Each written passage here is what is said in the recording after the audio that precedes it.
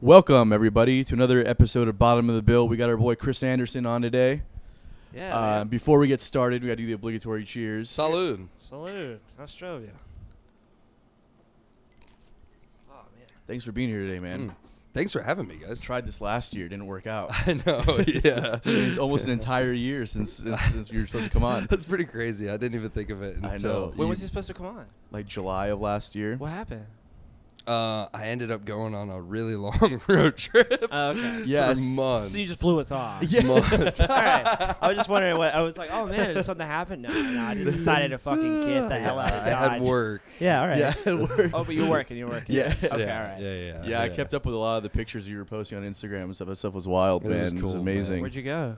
So many national parks. You went all the national I parks? have friends and people that I went to visit and kind of work with on the West Coast. Cool. And so throughout the course of a few months, I just took advantage of like, well, let's go see this park and this park. Did you go to a glacier up in Montana? I did not. That's That my is still favorite. very, I got to go when I was a very kid, high. and Lake McDonald's like The the prettiest. lake, Yeah, the with rocks, with all the the rocks. colored That's- rocks. Whenever I show anybody that picture, they're like, that's not real. I'm like, yeah, it is It real. makes It's my crazy. heart pump. You ever seen thinking it? about it. You ever No. seen- it's like it has like just pebbles everywhere, and they're like about this big, and they're all smooth as hell, but they're all like individual colors. Yeah, It looks like a fish tank. At the bottom Oh, of a fish wow. Yeah, tank. it's pretty. Yeah, it's But really it crazy. doesn't does look real like at that. all. It doesn't look real. That and sounds it's cool. surrounded by just some of the most incredible mountains. Oh yeah, That yeah. sounds And that's pretty dope, amazing. too. I was up there in July, and I was walking around in snow. It's crazy. Oh yeah, it's weird out there, yeah. man. It's Oh, fucking yeah. weird. There was I've told a story before, but when I was on the road a few years ago, there was this guy from Montana, and he was like, it was like the winter time, so they were like visiting for the winter, and he was like, it's negative 60 degrees in Montana right now, 60? and he was like, it's colder in Montana than it is on Mars. And I was like, that's fucking insane if you think about it. That's pretty crazy. I did not know that. You'd think Mars would be colder. Yeah, it's fucking wild. I want to I'm move gonna up. tell people that when they're from Chicago. I'm like, it's negative 50. Like, dude, that's crazy. Why do you live colder than Mars? Yeah, why do you just fucking move to Mars? If you're from Hey, Chicago, you could do us a don't joke. favor. It's happening. It's soon. happening, I It's know. happening. I'm not signing up for that though. Team Elon. I love what Elon's he's gonna make it I love happen. what he's doing. He's like my favorite person in the world. Yeah. My Me favorite too. thing that he's doing is he's trying to get Me too. wireless internet for everybody in the world It's for incredible. free. Yeah. Starlink is Yeah. so They're cool. gonna. He's like the new Tesla, and they're gonna kill him just like they killed Tesla. Do you think that's just why saying. he- I'm do you just think joking. that's why That's not a real Why conspiracy. he chose named that it Tesla. name? Yeah, that's why I named it Tesla. Wow. I think Elon's just maybe an alien just trying to get home. I think Mars might be where his Yeah. home is. He's just trying to get back. Yeah, right. That's just his con. He's just conning all of us and like, I just need your help to build the shit to get me there. Hey, if Wow. it benefits the rest of us, I'm down. Long, Yeah, long he's like, if con. y'all want to come, I don't know if you'll survive, but come on. It would be something out of like a Tim Burton movie or something like that if they get to Mars and he's like Elon Musk's like I finally made it to Mars and the Martians come out and just like devour his head and stuff. Yeah. Where he's their leader. Yeah, yeah, exactly. He kind of looks like an alien. Yeah. Yeah. Anyways, Elon Musk, what a nice guy. We're having him 2 months from now, right? We're having Elon in Yeah, 2 yeah. months. Yeah. Sick. We're Yeah. excited about it. Sick. Who names their kid Elon? I know a dude named Elon here in Jax. He's a great guitar player. All right, never mind. Yeah, exactly. All right, so before we get started, we have a few things to mention. Side Hustle is playing at the festival you guys are doing, Tacos and Tequila Festival, So stoked. on May Tequila, 2nd tequila. with Ben Strock, The Full Electric, Be Easy. Who else is playing that one? LPT. LPT is playing.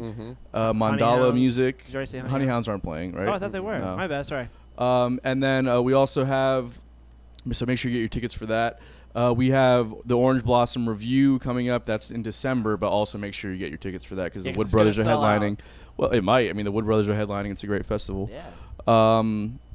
We have the Hangout Express is playing Friday at Southern Grill from 6 to 9. And then Saturday, A1A Ale Works from 7 to 11. And then I will be at ABBQ from 12 to 4 on Sunday for the brunch set. You guys have anything you want to promote? Anything coming up? Greenhouse Lounge is playing Orange Blossom Jamboree, so get your tickets for that. Yeah. May 15th is when we're going to play. Or, Nice. oops, I probably gave that Oh, away. we have to edit that part out. Yeah, don't worry about it. OBJ's already announced. It's announced, but they haven't Not the announced the schedule yet. But anyways, They'll be fine. one of those days. I take back what I said. Okay, so Chris, give us a little bit of background. What's your story? So I grew up in I was born in Texas, raised in South Florida. First Coral Springs, Parkland. I know you're from kind of like that same kind of area in Fort Lauderdale area. Yeah. And then I moved to Naples, Florida. I like kind of the more formative years in Naples, Florida, like 15 to 18, you know, like when you really grow up. And I found music in Naples and started when I was 18. And like literally as soon I found a kid at a party that was just like a friend of a friend, and he was playing guitar, and I had just thought, I want to do this. I'm gonna do this with you. He's like, well, what do you play? I don't know, nothing. He's like, well, you got to do something. Yeah. And so at first it was like, all right, you're gonna have to learn how to play bass. And I just went and immediately bought a bass and a little guitar amp, and like was learning for the first month or so out of a guitar amp. Didn't even have like a bass amp. And just as soon as we could play a few hours worth of songs, I took to playing bass. Then we started booking shows. From there, it became just managing the bands that I was always in. The only serious band that I developed out of that scene was a band named Wilder Sons, and we ended up, that's how I met Nico, in my current position and everything that I'm in now. We started touring and becoming, you know, an original group that tried to get out there and do it. And I started realizing, well, I'm booking the shows, I'm driving the van, I'm managing kind of the money and stuff behind the scenes. I'm managing this band. Why don't I try and do my own thing as like a promoter?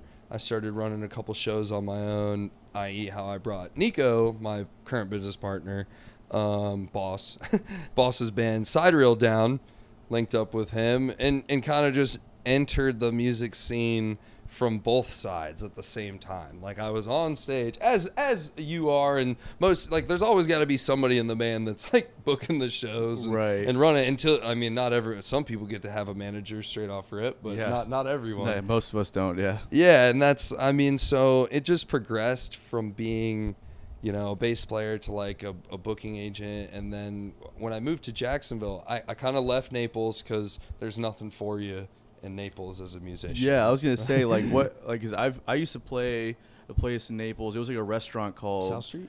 No, it was like Christine's, or it was named after like a woman. Oh, Christie's. Christie's, yes. I used to play there with this band called the Rock and Jake Band. Whoa, that's crazy. Yeah, I know. It's like it's like not that Naples has like a lot of places to play, but if you were gonna play in Naples, that's probably not the place like a traveling band would hit. Absolutely. You know what I mean? It's just like a restaurant. That was the thing. I was trying to get my bandmates were very successful in the pop punk scene in a previous band they were in named Vega Under Fire, and they had a lot of success like touring with Mayday Parade and being on Warped Tours, and like they made it. And then, like most bands, fell apart, came back home. I pieced them back together out of a broken up band that I had. It was like, all right, these guys are really good. I'm going to piece some guys together. And we formed this new band, Wilder Sons. But I was always trying to get them to understand, like, we're not going to make it being from here. There's just no way. Right. Like, I mean, if you're the best band in Jacksonville, or, I mean, that's a subjective thing. We're talking about art form here. But if you're, like, one of the bigger bands in Jacksonville, right, you're going to get picked up for some bigger opportunities based on that, because Jacksonville has a touring market that comes through it and stuff. You have opportunities. I was trying to get them to understand, like, if we don't even have a venue. There's literally no ticketed like venue in Naples, Florida. So it's trying to get them to understand that and move, and just lots of frustrations.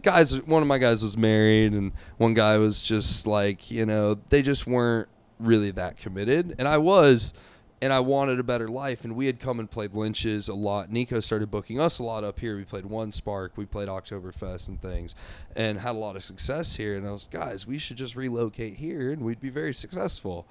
And they just weren't willing to do it. So eventually I got tired enough and said, all right, well, I'm moving to Jacksonville. So that's what brought you to Jax was, okay. I quit, basically. I just got so fed up and burned out. It was just like, I'm over this. I'm moving to Jax. Just going to get a better life, like somewhere better. And did your bandmates really think that they could make it in Naples, or they just didn't have like the drive to do it, and that's all they wanted to do, which is what they were doing? That's a good question. I'd love to really know the real answer. Yeah, You're right. Have the reunion on the show. I mean, they currently are still out there playing, kind of, but it seems to have somewhat fizzled, or is fizzling for sure. And I mean, I think it's just, you know, certain people don't want to make those. Like, if you really want to make it in this business, I'll go look at the camera when I say this. Like, talk to the you children. have to be willing to do anything and everything. Like, this is like the same as comedians. Like if you like look a Weinstein at comedy, sort of deal. Is that what you're trying to say? Anything. Oh my god. Anything for top billing.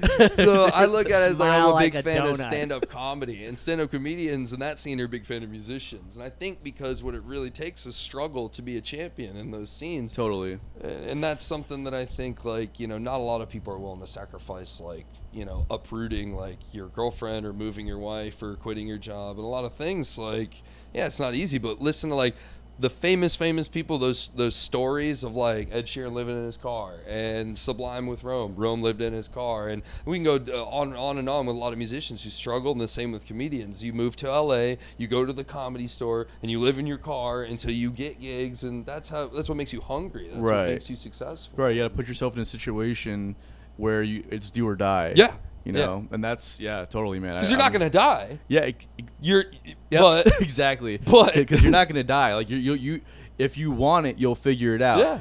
Or you'll quit and just do something else. But you're not gonna die. You realize it wasn't. I just couldn't make it. Exactly. And that's okay. Yeah. Like there's so many people who are gonna have that in life. It's not.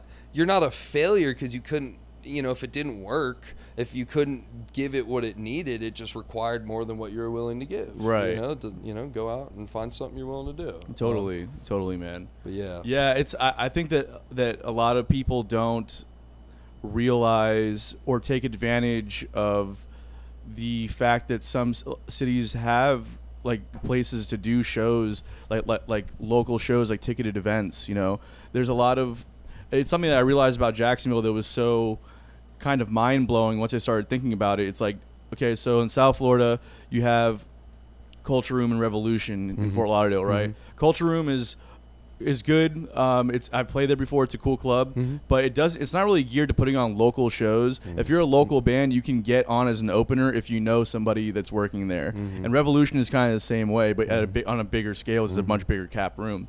So outside of that, like Miami doesn't really have any tickets. No, there's Blackbird Ordinary, and that's places like very hard to get into. And then West Palm has nothing. Yeah. And I was like, for a market, Funky Biscuit, Boca. Funky Biscuit's an amazing spot. I love it there. Thank you, Al. We love you. Al's an awesome dude.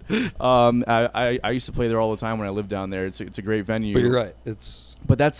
That's it for a market of between the Tri-County area of over 6 million people. You have 3 venues, and none of them are really like over 500 cap. Yeah, so that's insane. Yeah, so it's like it's crazy. When I got to Jacksonville, I was like, okay, well, we have 1904 Music Hall, we have Jackrabbits, we have we have the Florida Theater, then you have the Amphitheater in St. Augustine. You have like all these places. Even Tampa and St. Pete doesn't really have that many spots where you can do ticketed shows. It's really important to be able to build that. To be able to build levels to it. Yeah. You know, 50 cap room, 100 cap room. Yeah. Absolutely. And you need to be able to have those numbers as a band so you can actually arm yourself with information about, your ability to draw on that market. Well, yeah, because how am I gonna get into Culture Room if I've never had the opportunity to sell 20 tickets or 50 tickets? Exactly. It's so, you're not gonna give me the opening slot and nowadays, well, I won't say nowadays because I think it's going to change through some intel we've been getting. But before COVID, tour packages dominate. You know, like you're not really getting, especially in Florida, because we're a panhandle and the whole country we're not like Chicago or Boston and these where you can hit all these cities around it. Right. If you're coming into Florida, that's a commitment to come into Florida, especially all the way down there. Especially all the way down there, and so.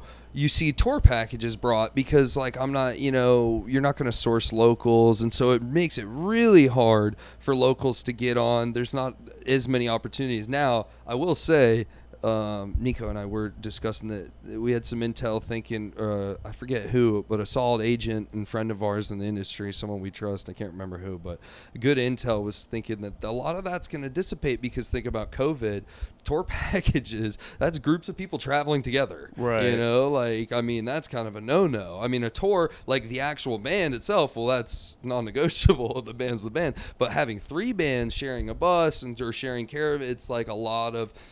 You might see less of those tour packages and more of like evening widths, you know, say Ghost Note's coming to town, and it's just Ghost Note, and then they'll find a side hustle or someone to open, Right. which could present a lot of great opportunities for bands like yourselves and the bands that I work with and the buyers like myself who are smaller, like trying to get our artists those opportunities. We'll see as we go to seeing what touring looks like post-COVID and July 4th and whatnot. But yeah, it's just a interesting thing. You know, Jacksonville has so many of those good stepping stones. That's why I came here, because the music scene is very strong here. Yeah, but definitely. believe it or not, what people like to say, you know, it is or isn't, and I think it is. It's got a great scene here, man, and beyond the amount of what's especially, I mean, right, I've noticed so much growth in the last couple years. There's a lot of new like online outlets coming out about, like, you know, you have like Radix magazine, you have like Folio 2.0s doing their thing now. Then you have like Void and all these other companies are NFTs. We're gonna sell some NFTs, bro. Get me started on NFTs, man. No, God damn it. We don't. Now it's getting I don't good. Just change the subject, but I did a lot of research on it, and I actually know what it is now. Because I remember I was like, "What the hell It's is a non-fungible token?" Yeah, that. No, I was just wondering what the fuck fungible meant, because I was like, "That's not a word," and then I looked it up and everything like that, and I did a lot of research on it, but.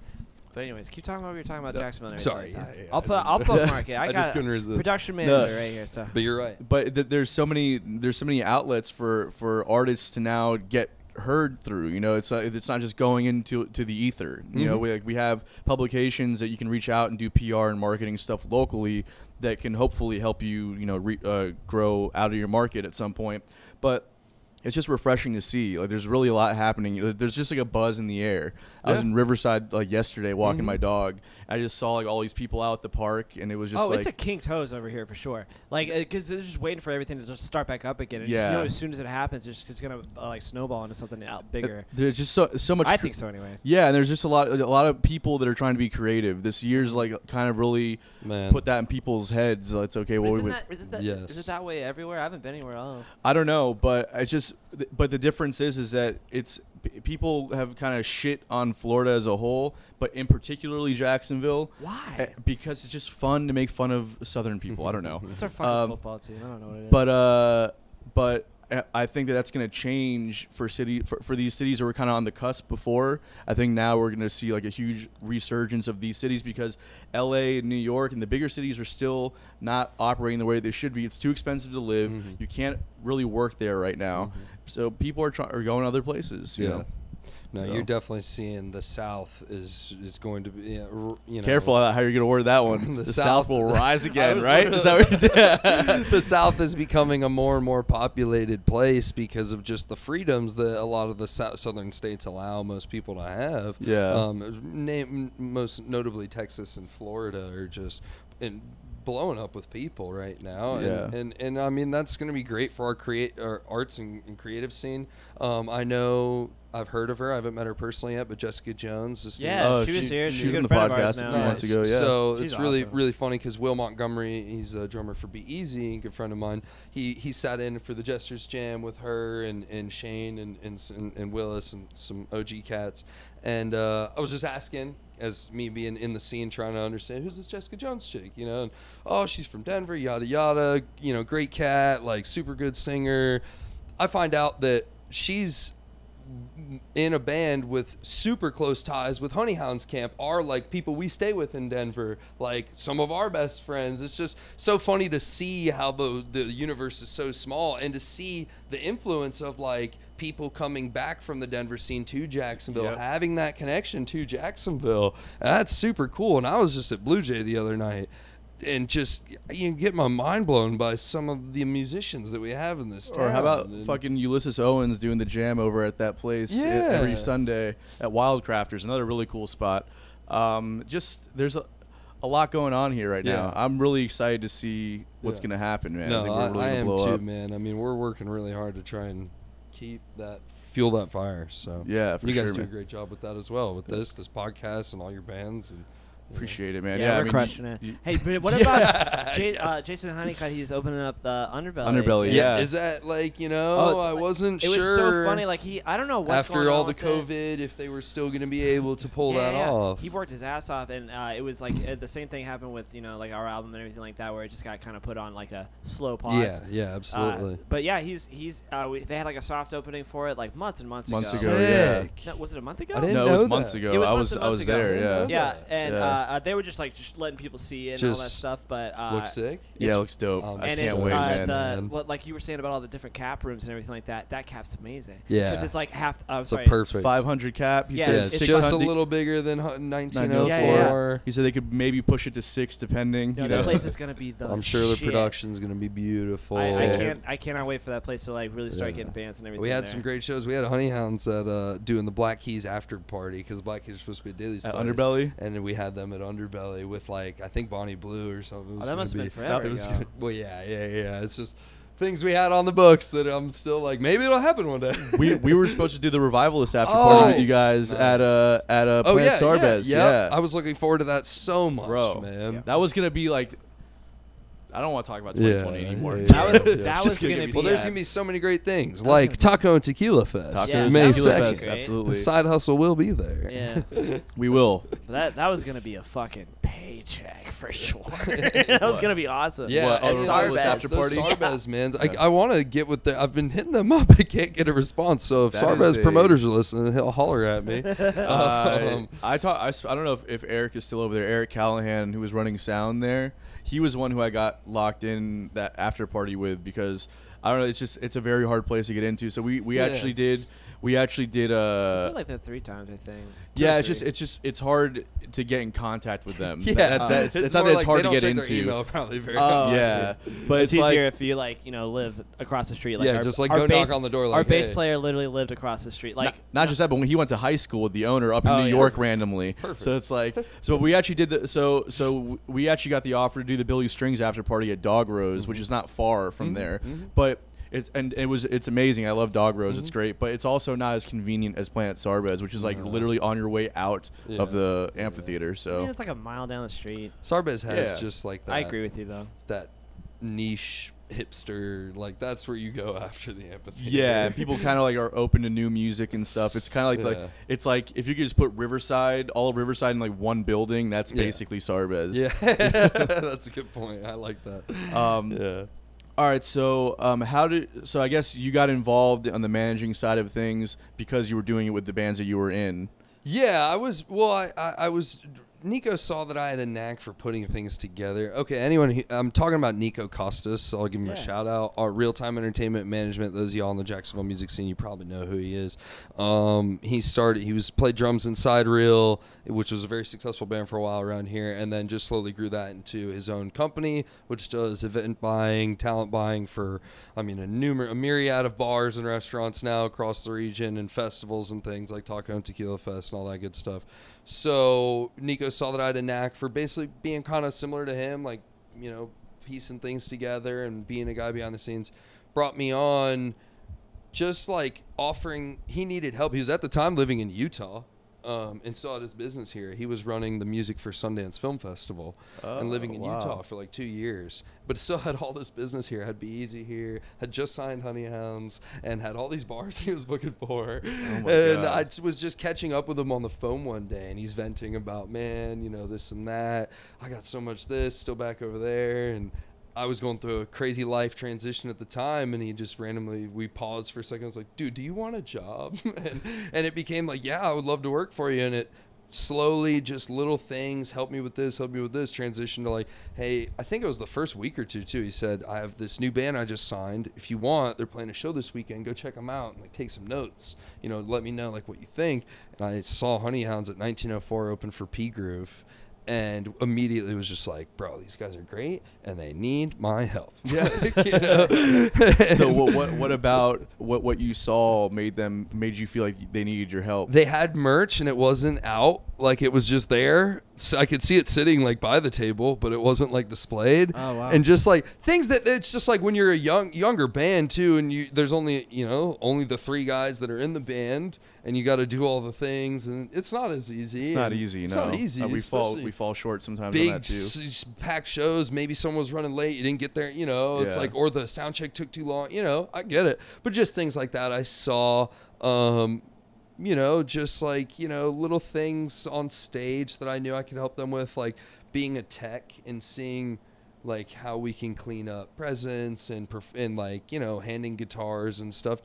I just knew like where I could take it at the time. I saw really the potential in them, and I was like, wow, these guys are good. Like they have a really something unique, really great, catchy thing about them, a look, a vibe. I like the image.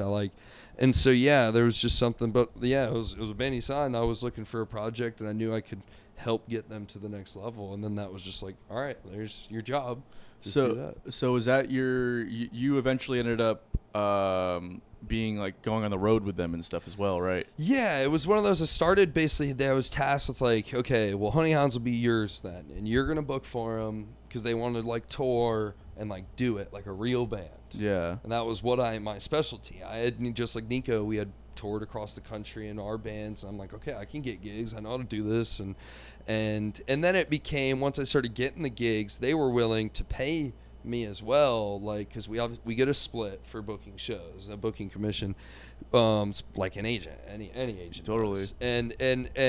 But then it came time to like, well, man, it would really be sick if we could have like the help, and someone to run merch and someone to do this, and then naturally, I can do all that, and it just really naturally segued kind of like together. So you guys fell into being their tour manager. I just naturally took it on because it was like, well, I know everything about the show. I booked it, and I did all that for my band. I drove, I rolled the joints, I did all that. Yeah. So it was like, I got the check, I loaded out. I mean, even in my band, like I would load my drummer's drums most of the time because he'd get so drunk or go off with some chick. And it's like, I was like the roadie for my own band. Like I would set up the PA, I ran sound. So I know every facet of the business in that sense from a small band, club perspective.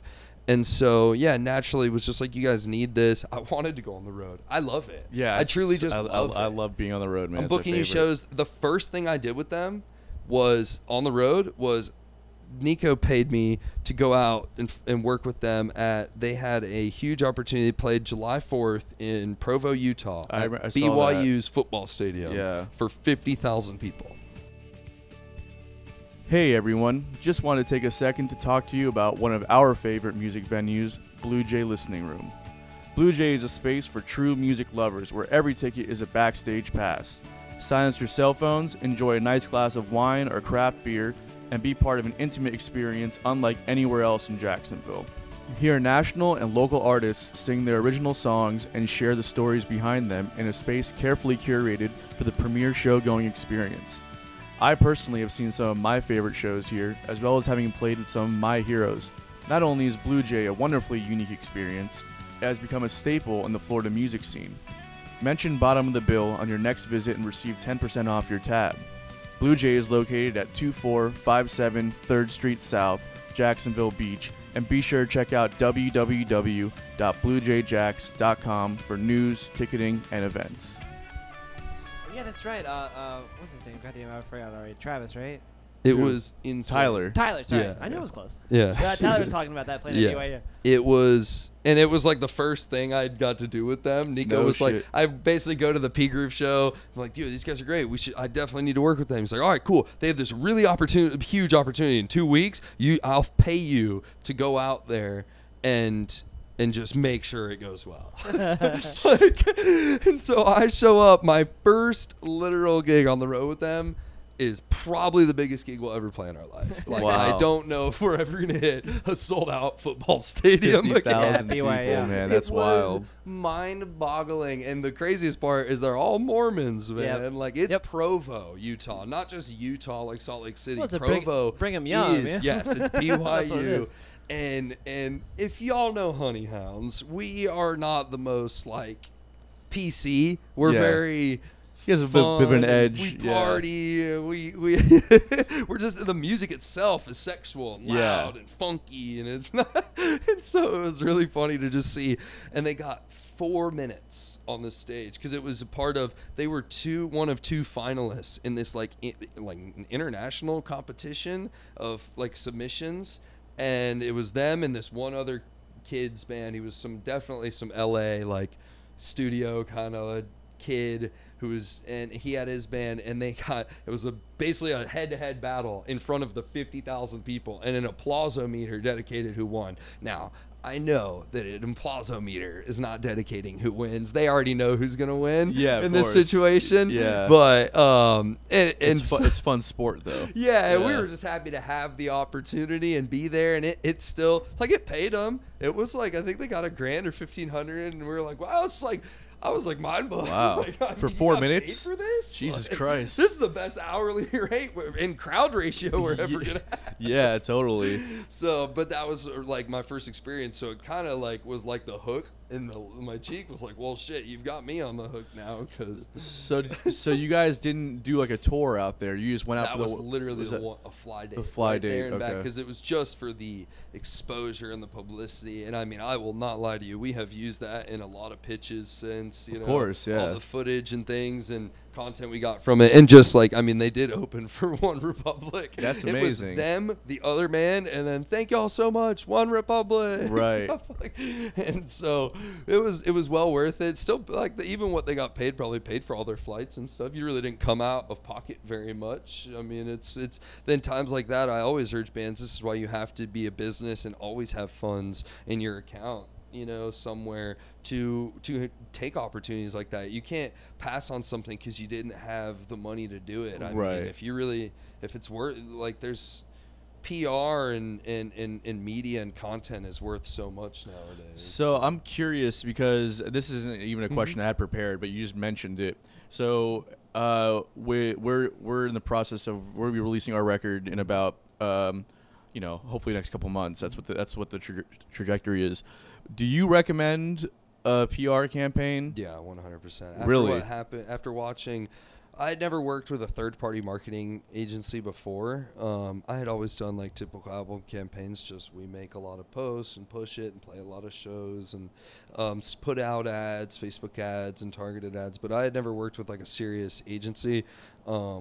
Soundwave Consulting, shout out to Soundwave Consulting. Just write that down real quick. They are, yeah, please do, because they're good friends of ours and they took really good care of us and treated us very well. We reached out to somebody and they wanted an insane amount of money, and I'm just like, well, yeah, and they deserve it. You should get paid for what you do, but at the same time, I'm just like, well, how much did they want for how much were you spending? Was it like 20,000 or something close to that? See, it's all got to be relative to the spend.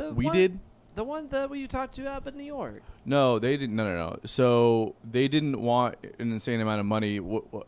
I just didn't. For like the platinum package or whatever, it was like ridiculous. It was like $10,000. No, it was more than. It was something close to 40.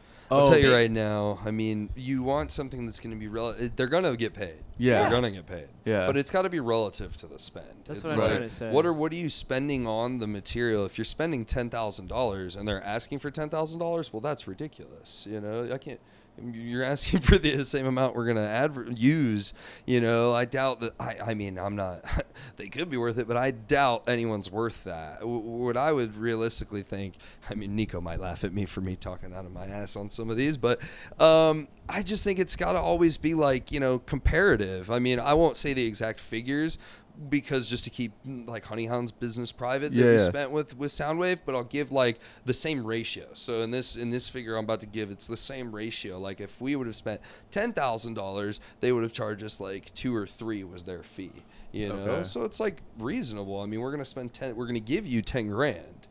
And you're going to charge us, so it's going to be like 12 or 13 altogether. But you're going to spend our 10, and I mean, you just got to work with people you trust and are reputable, And I mean, that's the hard part. Yeah, meet them in person. We were literally very fortunate enough to we were talking to this company already. They're based out of Charlottesville, Virginia. We got some, I think we learned of them through our friends. Nico and I are good friends with the band Pacifier. Okay, and some people in that camp, and they're very big in the white boy reggae scene. Yeah, I've seen them several times.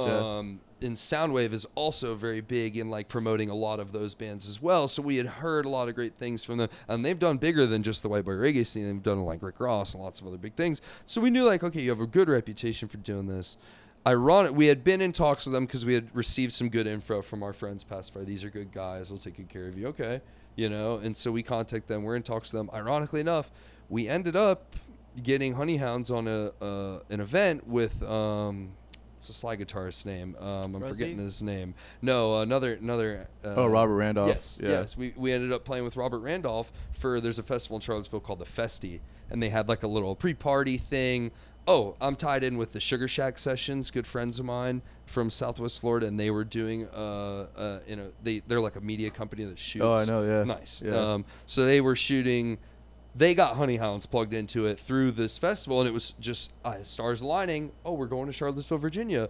We should see if the Soundwave guys can meet with us. Not only did they meet with us, they bought us all lunch. Me, Nico, the whole band. Nico came, and this is the time where, it does help to have management and people who are representation, and not only representation, but representation that will go the extra mile and come out of their pocket to get in the bus or fly up there and be there to do things that are like not necessarily revenue generating things. Like it's a meeting, it's not going to generate us money. Well, not immediately, but in the long term, Absolutely. Well, not even Nico or myself. Truly, I mean, we're really, but really, it's Honeyhounds will generate in the long term. But it's about, our job is to make you bigger and better, and this is something that's big. So, and the point of this was Soundwave was just from like buying us lunch and meeting them, showing their office. They're like real people. Now you're like, oh, I know you. You're a friend of mine. Yeah. And that was super cool, and we have just immediately trusted them. And so what did they? So without, you don't have to get into too many details if you want, but the guys won't mind. What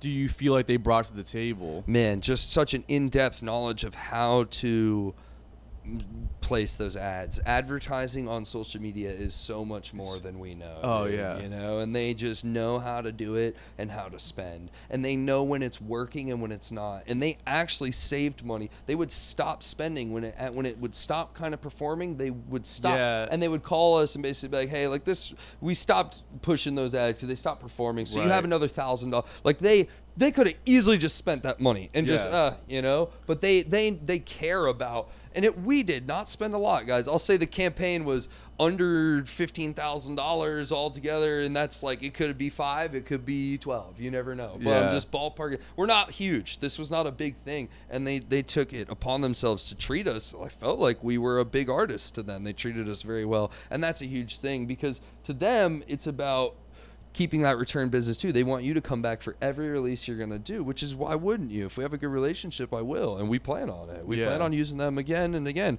I plan on using them with another band that I'm working with now, Dustin Monk and the Hustle. I plan on using them with anybody who and I'll recommend them to anybody. It's not about like me trying to keep this industry knowledge for myself. No, go use Soundwave Consulting. They are amazing people and they deserve the work. Hell yeah. So you guys are with Dustin Monk now? We picked up those guys. After the whole I kind of came back to Florida and reassessed our situation here. We realized that, if we don't continue to expand, you can be stagnant, or something. Nico had a better word for it, but we want to just kind of keep growing. And we just saw an opportunity with Dustin Mudd. They're great people and a great band, and they were, fitting a niche market that we've been missing. We get approached by a lot of PRI and AVL and all these buyers and sororities and things from the region, and they're all looking for like a lot of times a more countryish sound, a little bit more of that like Chris Stapleton and all that Southern soul, and that's exactly what they pitch themselves as. And so I just saw it as just being a great fit for what we didn't really have on roster, and I really enjoy the group. They're not looking to like tour crazy amounts. They're all have you know, most of them have kids and like jobs and stuff, and that was something like when it comes to a lot of the other real bands, serious bands like y'all selves and others that I want, it's like a lot more work when we're doing it for real, and stress on me. It really, like Honey Hounds, it broke me a lot of times because I just get so stressed out because it's on, especially when I'm not in the group. It's easy for me to be like, look at my bandmates and be like, you know what, go yourself, I worked hard on this. But when I'm working for them, it's like it's a whole nother stress when if the show doesn't go well or things don't go up to par and they're out in Colorado or wherever. So this is kind of an interesting scenario that I run into sometimes, also being like the band member, but also being like in your position where it's like, you know, like while I'm on stage, I'm also gauging how many people are in the room right now. I'm thinking about what the numbers are going to be at the end of the night. I'm thinking about, like, you know, there's all the marketing and stuff that goes into promoting shows. There's the booking aspect, obviously, and all these things where it's like, you know, it is like, I mean, like there's like the band leader dynamic as well, but there's also this kind of thing where you feel like you're being held accountable by everyone else in the band. So it's like, so it's almost like, well, even though I might be the band leader, it is also that I'm working for you guys. So it becomes just, there's a weird dynamic. It's a very weird dynamic. You know, it's tough because it's got to be done, obviously. Yeah, You've totally. got to do it. And I like doing it. I don't hate the job. It's just, it's part of it, but it's just, it does sometimes you're like, okay, so what role am I playing right this second? You know, and sometimes you're just like, well, right now, you're actually just supposed to be the guy on stage. Yeah, am I Anton, the guitarist right now? Yeah, because it's like, you got to stop thinking about the numbers because that's why you're fucking up. Yeah. You got to stop thinking about, you know, how much. Happens? Is that seriously what happens? That does happen sometimes. Because you're always on in rehearsal. That makes so much sense. Oh, no, I'm not. You should have heard me last night. Yeah, it was really bad. And somehow I crushed it. I had 3 hours of sleep last night. Or 2 nights ago, I guess. But also, or, you know, like you have to stop worrying about the merch table. Like you can't, like, you know, which is why I will say, you know, just it makes it's so much to have an outside person with you, and even if it's just that merch person, or you know, just that extra hand as a roadie or something. I mean, I'll say that I wish if I could go back and do my band all over again, that I'd find a manager, you know, because. Or a booking agent or someone else, a third-party person, because when you're in the band, it's so tough. Now, not saying it can't work. A lot of people do make it work really well. But I think most bands, we end up, you get at each other's throats after a while if there's, like, money involved and things, and someone's in charge and the rest of you aren't, and that kind of stuff. So it's hard to manage. A lot of people do manage it well. I wish I would have known when I was in my band. I would have been like, I'm just going to get a manager or booking agent because then you won't be mad at me. It's like I like to think about it as like Herb Brooks, the famous hockey coach from the Miracle hockey team. You'd think, well, you have two hockey teams basically combined, Boston and Minnesota, and they all hate each other. So he made them just hate him. Like if they all hate me, then they'll get along. Right. That's so I've thought about that too. I'm just like, yeah, but I also have to play with them on stage, so I can't be the one that everybody exactly. hates. You can't exactly. You know? So you need that third party person. Yeah. It's like, you know what? Screw Ted, bro. Like, Anton, we need to talk about getting a different manager because at least you're just mad at the manager, but on stage it's like, hey, I love you, dog. You know, good show tonight. Exactly. Nah, Ted's all right, man. I was just being lame earlier. Exactly. But like, I if you were gonna tell a band like, hey, like now it's time for you to get a manager, because obviously like everyone out of the gate that is a great question. It's gonna be like, you know, like yeah, we need a manager from like day one. We're playing Mellow Mushroom like we're playing twice a month at Mellow Mushroom, so like I don't want to. It's like it's so dependent upon what your goals are. Yeah, you know? right. If your goals are to just be like a successful like bar kind of band, you know, not original or cover, you know, whatever, but just playing like bars and venues and growing, but not like I'm not trying to like make my music famous, you know? Right. But if you're trying to, then I would say like, I would say probably not as soon as the real band. I would like, say, I'm sorry, I didn't mean to cut you off. I would say not at all in those situations. Yeah. I was kind of teasing about the whole Mellow Mushroom thing, honestly. This is where I make my buck, is because it'd be easier. I can make you more money.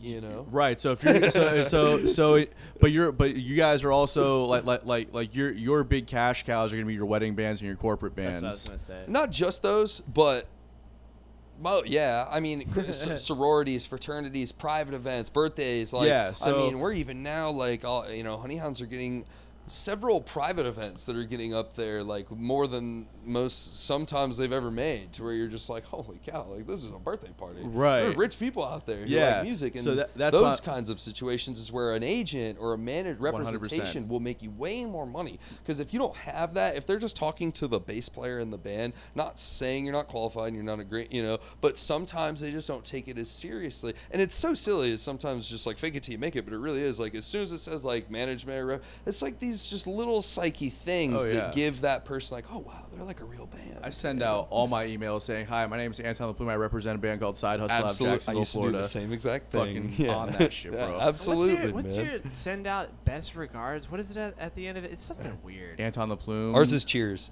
No. Hang on. I'm gonna look. It just says best regards and then my name and then. Who the fuck says Best that? regards. That's okay. I'm a fucking boomer, bro. Whatever. Yeah. We're the same. I'm 2 months older than you. I know. Same fucking age. That's a great question, though. That is a And really that- good I- question. like obviously, okay, so for the cover bands and everything like that, like for having representation and playing the big things, but that's really what I wanted to ask for. Like people who are doing the original thing, Immediately. just right out of the Immediate. gate. So- I would think immediately Okay, because it can just they have so much more knowledge. Yeah. Okay. So But I'm you're gonna push back a little bit on this one Okay, though yeah, because go ahead. because you have the management company and And he's selling Yeah. himself. Like, of course, Yeah. not just that though, but let's Come be my client. but let's be real though. A band comes up to you day one and say, hey, we just formed a band. We need a manager. You guys in? Well, okay, yeah, I guess See what that's I'm like, saying? do you have, like, what's the starting point? Like, I mean, if you have, yeah, like, I guess, okay, so that's a very good point. Not like, I want to be in a band, I'm a hire manager. Like, I have a bunch of music, I've created a band. Right. I'm just not, you're about to take it public. Right. When you're thinking of, like, I have this music, because anyone who's, like, thinking about playing shows, well, you've got to have some music somewhere. You're not just like sitting in your room like, I'm going to play shows this weekend. Like, you have no music. You have to have a product, right? So I would say once people have, like, if you have music and you want it to get out there before releasing it, like, I mean, it's going to be tough. You also have to have money. You have to have a budget. It's a business. At the end of the day, if you're going to get into music, there's music, the art form, and there's music, the business. Yeah. If you want music, the art form, that's great. You can have that in your bedroom. Right. What do you need, a show or a bar or pay or any of that? But that's music, the business, and people like to think that they can be the same. They're not, like, because of art, we can all just be a part of art right here, but that's not, music, the business. I would say once you have a product and you're ready to go public with it, if you have the means to have some kind of money, sometimes managers, you never know. Like it could be someone in your circle who's just willing to be that person for you. I mean, look at some famous That's the answer I was people looking for. Yeah. who have just like, you need a manager, I'm gonna be your manager. Yeah. And then they just went after it. Yeah. And it's just about having that other person on your team to do that stuff for you. Because as the artist, if you're truly trying to be an original artist and write and create music, you don't have the time. It's super hard to dedicate both sides of your brain like that. Yeah. I mean, I think that I think that. Not saying you can. No, yeah, it's definitely difficult. It definitely is, but I think that if you want it bad enough, you make for it sure. work. Absolutely. And it also helps in our band where we have 3 dominant writers. Like I write, Billy writes, Sean writes a lot of our songs as well, and Aaron is a great. He's a great guy. No. He's a great guy. We Aaron's love a him. great guy. Aaron, he's crushing last he's a drummer. Yeah, he was. I want to see him play xylophone. Bro, he's great. Oh, Yeah, I want to see him play Marimba. xylophone. Marimba. That's what it's called? He plays all of it. It's a giant thing. Marimba, he'll correct Or vibes, you. He corrects me every vibraphone, fucking time. vibraphone. I say That's cool. You can xylophone. correct me, Aaron. Vibraphone is his main deal. Shit. That's, Yeah. That's his, Sorry, Aaron. Damn. but okay, so You guys. Damn it, I fucked up again. How am I supposed to get gigs when you keep misnaming the instrument?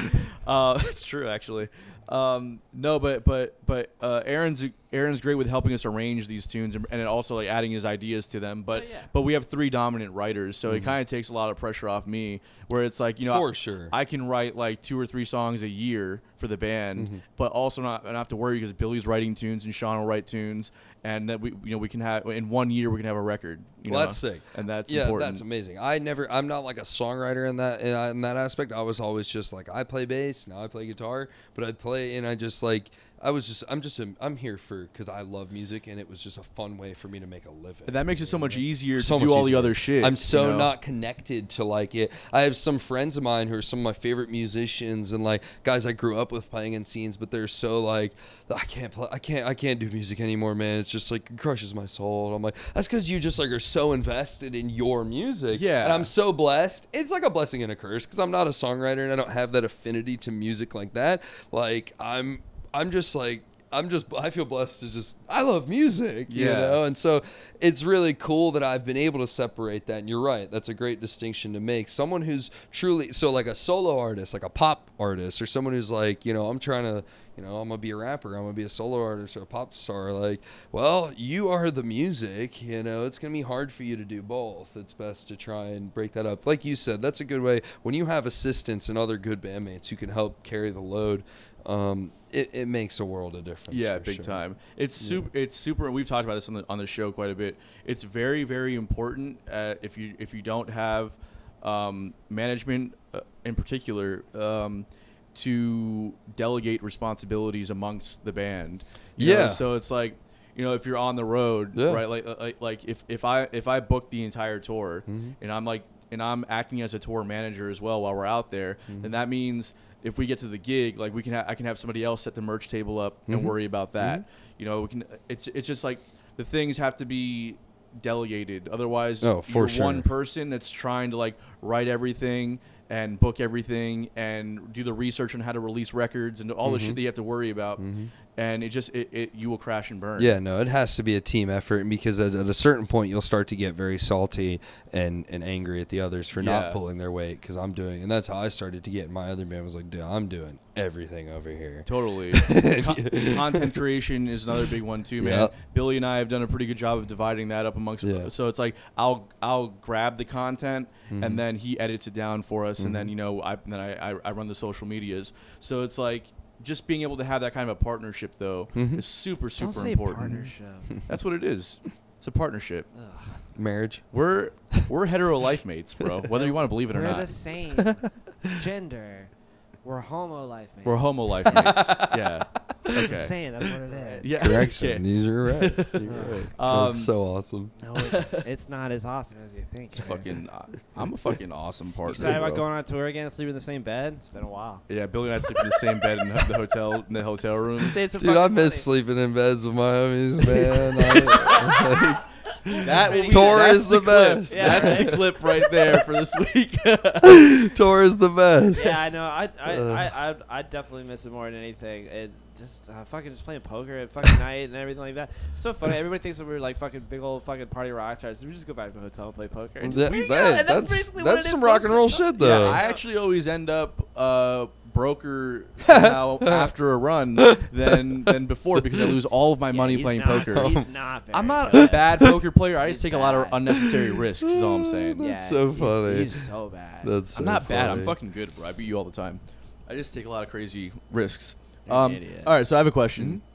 Do you ever feel like, how many tour managing stints have you done with, like, between Honeyhounds and other bands that you've worked with? Probably like 6, 7, Okay. 8, something like that. Do you ever feel? Well, I like full, like those would be national long runs. I've done so many like weekends and one-offs and all sorts of stuff, even with fly dates and random things. Yeah, I guess I'd probably have to give myself credit for more, maybe like 10 national or international adventures. So do you ever feel like at a point where you're just a glorified babysitter? Oh, 100%. 100%. I used to have a joke. I mean, for a while, I had a picture of Nick and Tyler from Honeyhounds on my watch right here as my as the face. Really? So I would look at it, and it would just be them, like, smiling.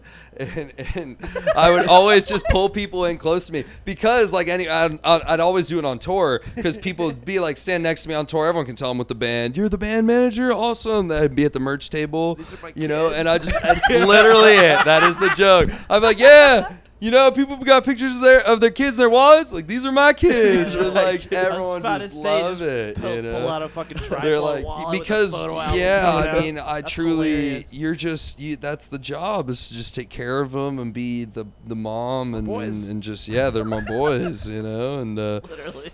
even with Be Easy, man, it's the same. Like, Be Easy, I'm getting to that point now, more so with, I've been working a lot more with them recently, and it's like, you tailor to the artist too. Yeah, that's one of my questions. You just really like, BZ are different guys, and it took me a little bit of an adjustment starting to work with them, getting used to how they want to be handled. Honeyhounds are a little more receptive with like being told what to do, and the BZ guys are a little more like, they'll start talking shit to me, in a playful way, really joking way. And so I've learned to just like how to maneuver my way and what I can and cannot get out of them. And so I'm curious as to how your job description can change depending on the artist. And what was the other one? What can the artist or the company that you're working for do to make you do your job more efficiently?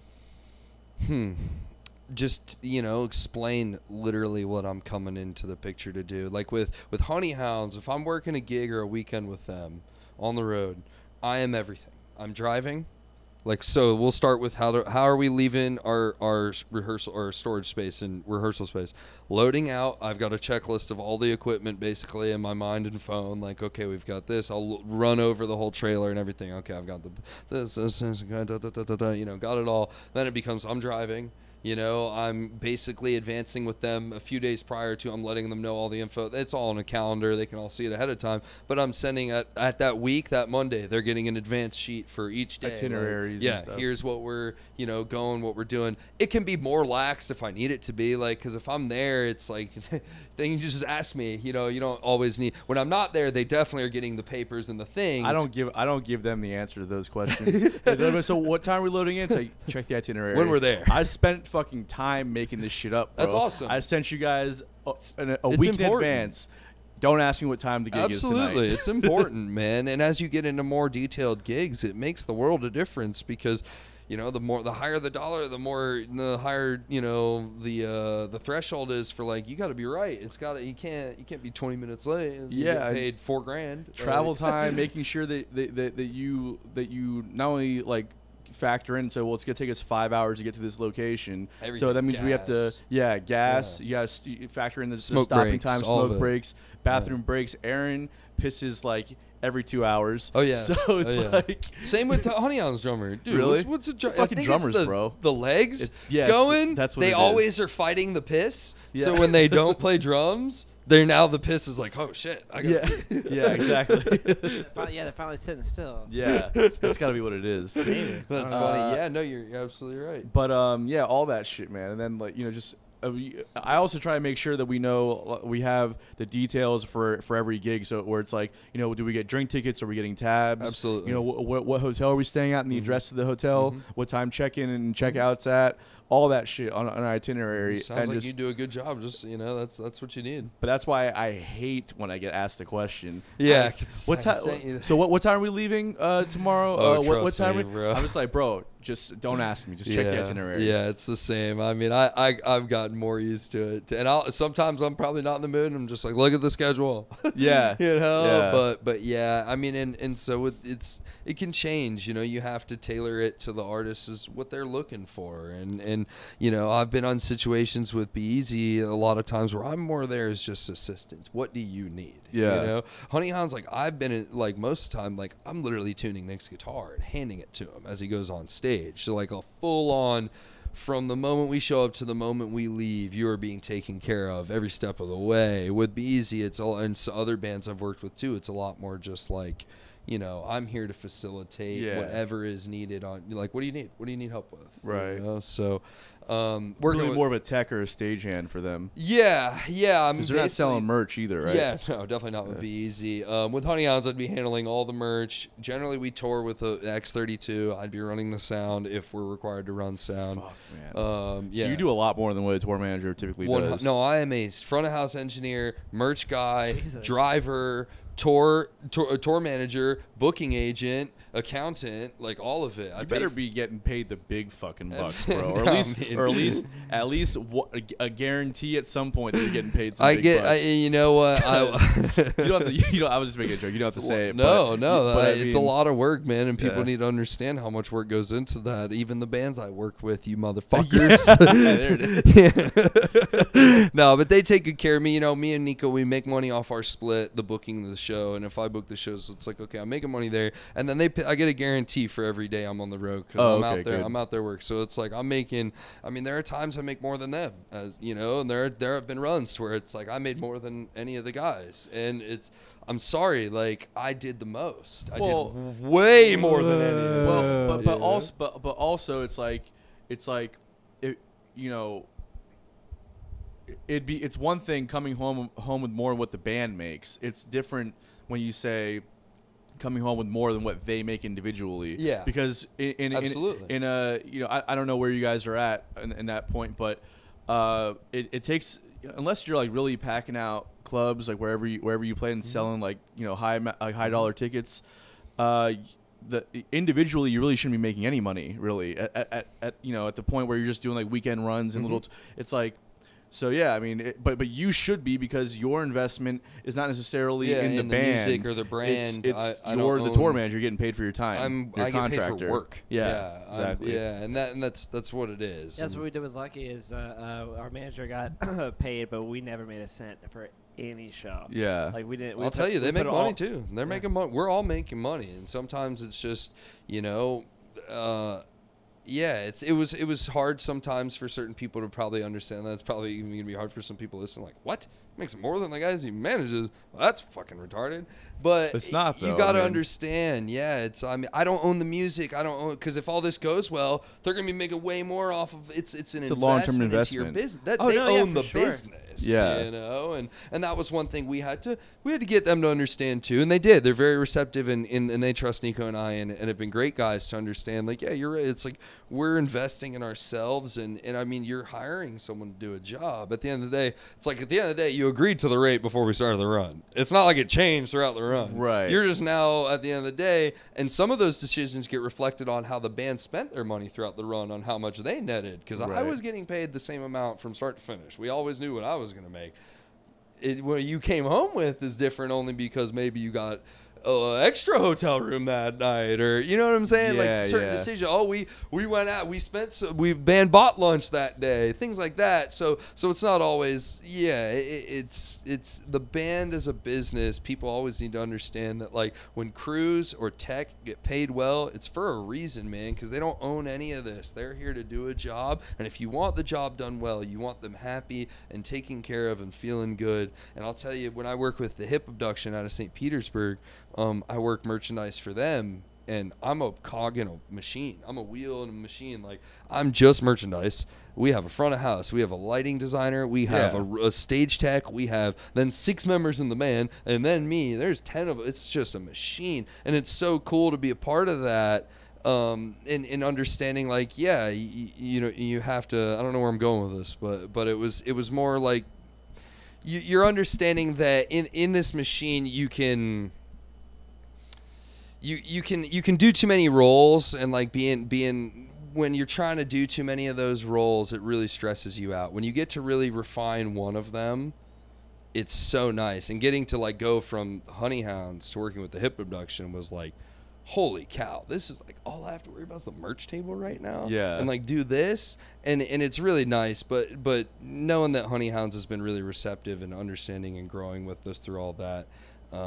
It's worth it, guys. Like, if you, that's where I was going with this. Hip Abductions, guys get taken care of well, you know, and they have guys who are running front of house who are definitely. I mean, there were times to where I might have made in merchandise a good amount of money. Are they typically, just out of curiosity, are they typically like paying like a percentage off merch, or are they giving you a flat rate? So with merch, it's a flat rate per day, and then percentage. So you're getting a little bit of both. Oh, wow. Because those guys must be fucking banking, bro. If they can do that. I mean, you know, we're doing 400 tickets, 400 tickets. You know, we're doing well. We're doing well. You know, you're paying. Yeah, I mean, they're making thousands a show, you know, because they've been doing this for a long time. Totally. Those guys have been doing it for a while. We were playing. anywhere from 300-400 person shows, 200 person shows. So I mean, those ticket sales, you know, and it's again, that band understands this is a business, and what are you going to not have a good like, because their merchandise alone probably makes them a good amount of money over the course of a year. Are you talking about the Hip Abduction or Honey Hounds right now? The Hip Abduction. Okay, just making sure. Sorry, but Honey Hounds as well, though. That's where they make all their money, though. I mean, that's how any band makes money, really. Yeah, merchandise and ticket sales is how you're going to make all your money. Yeah. We talked or to NFTs. Everybody knows NFTs. We can get to that. So we talked to we had Tim Hall on the show a few months back. Hey, great guy. And he was I love Tim, man. He's awesome. And he was talking about it. He was like most of these bands are making. Wait, was it Tim or somebody else? But he said most of these bands are making almost all of their nut off of the merch, because whatever they're making on ticket sales or guarantees is going to pay their team. Yeah. You know, so it's like, you know, it's like Revolution or whatever takes a certain amount of ticket sales, and he said they won't even take a guarantee. They'll just take ticket sales. Yeah, basically. that was Tim Hall. I remember what you're talking about. But the he was like, that might go entirely to their team of people. Oh, it was also my accountant. That's because he does the taxes for like Tedeschi trucks and all them.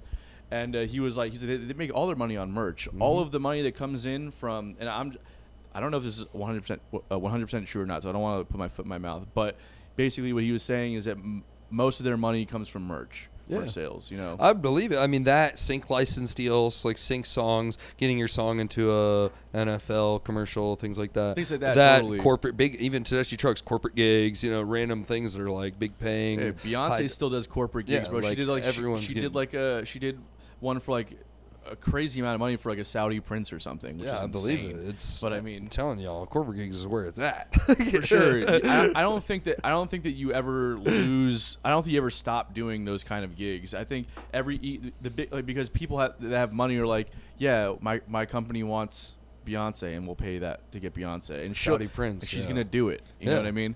But it's like, yeah. I mean, she might not reject not always. it. Not always. Sometimes, like, someone asked us recently. I won't name names. But one of our clients came to us and was like, "How much would share be?" And I just like looked at Nico. I heard it on the speakerphone. And I like laughed. I was just like, "Are they serious?" Probably a lot, right? I was like, I don't like $1 million. You know, like, is that really like what we're doing? We have that, you know, and it was just one of those like, even if she's. I don't even know if someone like that will do it. You know, there's certain people who are just like, I don't play shows anymore. You know, Beyonce, clearly that lady, she loves to make money. So if you are paying, she is a plan. But yeah, there's a lot of people in this world who would know. Like, there's no amount of money that's going to get them off their couch. So they don't. But you also make a good point though about diversifying your revenue streams as a band. You know, streaming obviously isn't the best, but it's a revenue stream. I think it's going to change. I think it's going to change, but it's also like TikTok just signed like a $50 billion deal with Sony over music rights. So a lot of the articles that I've been reading are saying that streaming is not where it's at, and social media is where it's at if you want to make your money on music, on royalties. So, I mean, there's... You said social media is social media. Not streaming. Not streaming. Okay, just make sure I got it right. Yeah. Have you ever tasted heaven in a glass? Do you pine for the hoppiest brews and palest ales? Do you like food? If so, then Wicked Barley is the oasis that your mouth has been wishing for, walking into the complete barren wasteland that is your life. Wicked Barley is located in Jacksonville, Florida, nestled on the banks of Good Peace Creek. Wicked Barley aims to provide its guests with a wicked experience, offering over 18 house-brewed beers, ciders, and meads on tap. They also have an expansive gastropub-style food menu, including burgers, salads, sandwiches, and more. Whether you are a newcomer or a craft beer connoisseur, there's a little something for everyone at Wicked Barley. Visit them at 4100 Bay Meadows Drive and tell them Bottom of the Bill sent you. Yeah, I mean, but I at the end of the day, I will always tell a band, if you really want to be successful, ticket sales and merchandise. That's like on that's live a shows, guarantee. Yeah, guarantee. That's like it's as old unless as coronavirus hits, then it's not guaranteed. You are absolutely that's why right, you need That's why you need to Absolutely diversify right. revenue streams because a Oh, lot of the a lot of bigger people bands money. or the bigger artists out there that stopped gigging, no doubt they took a hit financially, but also it's like they have between sponsors, endorsements, streaming revenue. Movies and whatever other there's, and that's just music. We're not even talking about what other investments they had outside that. Yeah. They're so diversified where it's like, okay, well, you know, I might have lost I don't know, $500,000 in revenue this year because I wasn't playing music. Mhm. But it's like I can take that hit. No, you're absolutely right. I mean, diversifying, whether it's your personal portfolio and money and finances or your businesses, having multiple streams, the sync licensing, the streaming, all these different avenues of money. I'm curious. Honeyhounds is crushing the streaming stuff, man. Man, they have fortunately been growing and growing. I think we're just seeing some really steady growth after we did a campaign like almost 2 years ago now with Soundwave Consulting for their last album. And it's just been a very steady, healthy chart growth, like continuously going. We have a few playlists that they get featured on that I think have really continued to keep that growth going. And we're just, they have new music coming soon. We've been hounding them for it and trying to get that process quick, get it out there. But as soon as they get that new music, if they can get it and keep this ball rolling, they could really see some good numbers soon. They are, and it's, again, I think it just comes from spending the money, having the good image, all the good things online, the good press kits, the good, the photos and the media, even though we haven't done a ton of new content creation in the past few months, just because of everyone's kind of gearing up to live life again.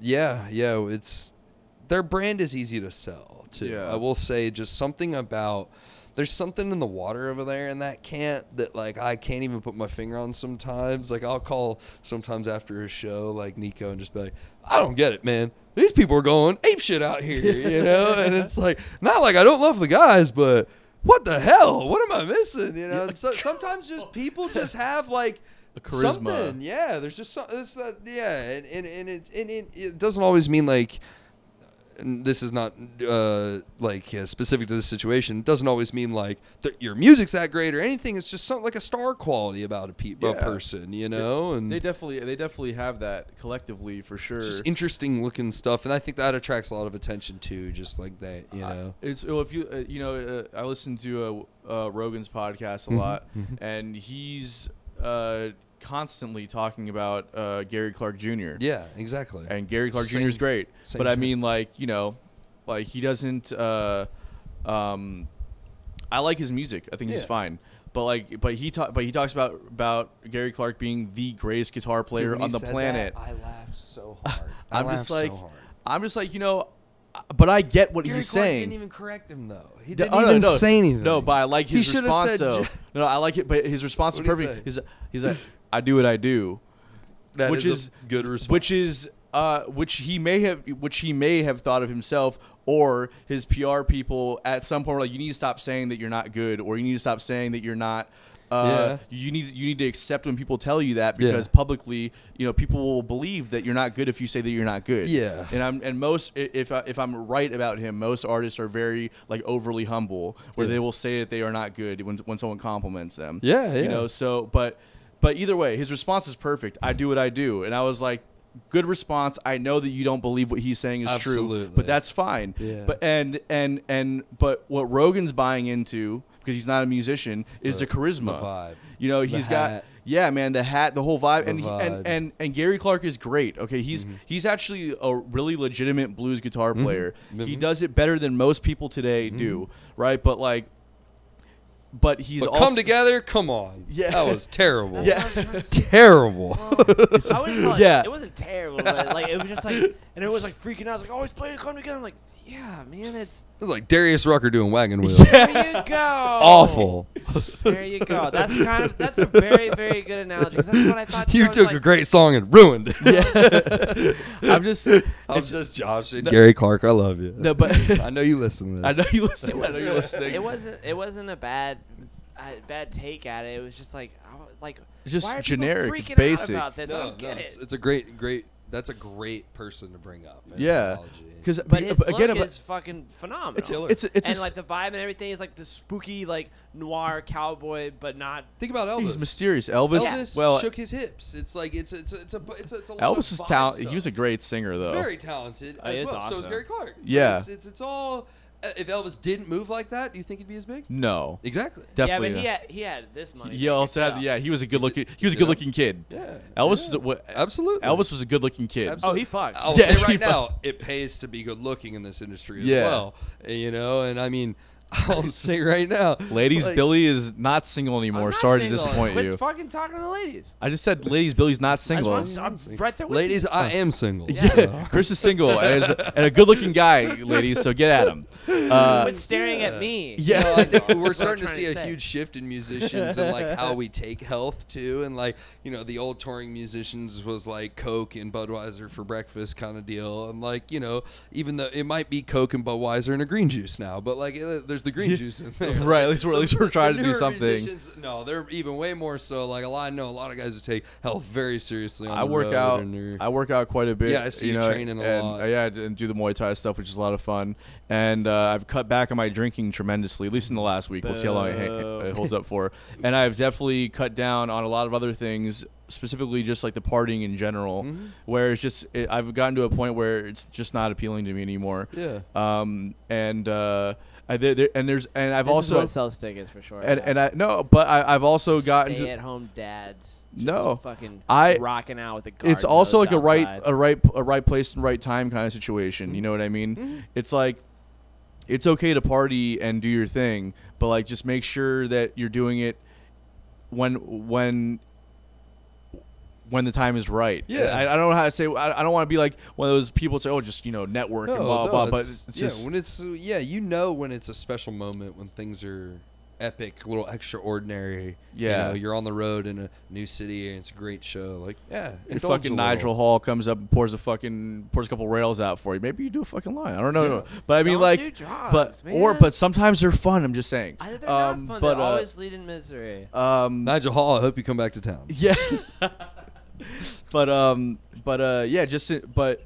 think it's a time and a place kind of thing, and I think I just use it more sparingly now is all. Yeah, I mean, like we were talking about, I guess before we started, is just that in this industry, if you're a giggy musician and someone who works and plays so much, if you allow yourself to indulge and partake in substances and alcohol all the time, well, you're going to be doing that 4, 5, 6 nights a week, and it's just not sustainable for a healthy lifestyle. It is hard on the road to do that, Yeah, man. And I we've mean- made those mistakes a couple times where we're just like, Don't rope me into this. I'm just saying. Last time we played at Asheville Music Hall last January, and we stayed at our good friends. I have to drive at night every single time we go out. Well, hold so on. I'm never drunk, but keep going. Hold on. We stayed at our good friends Andrew Scotchy and the River Rats.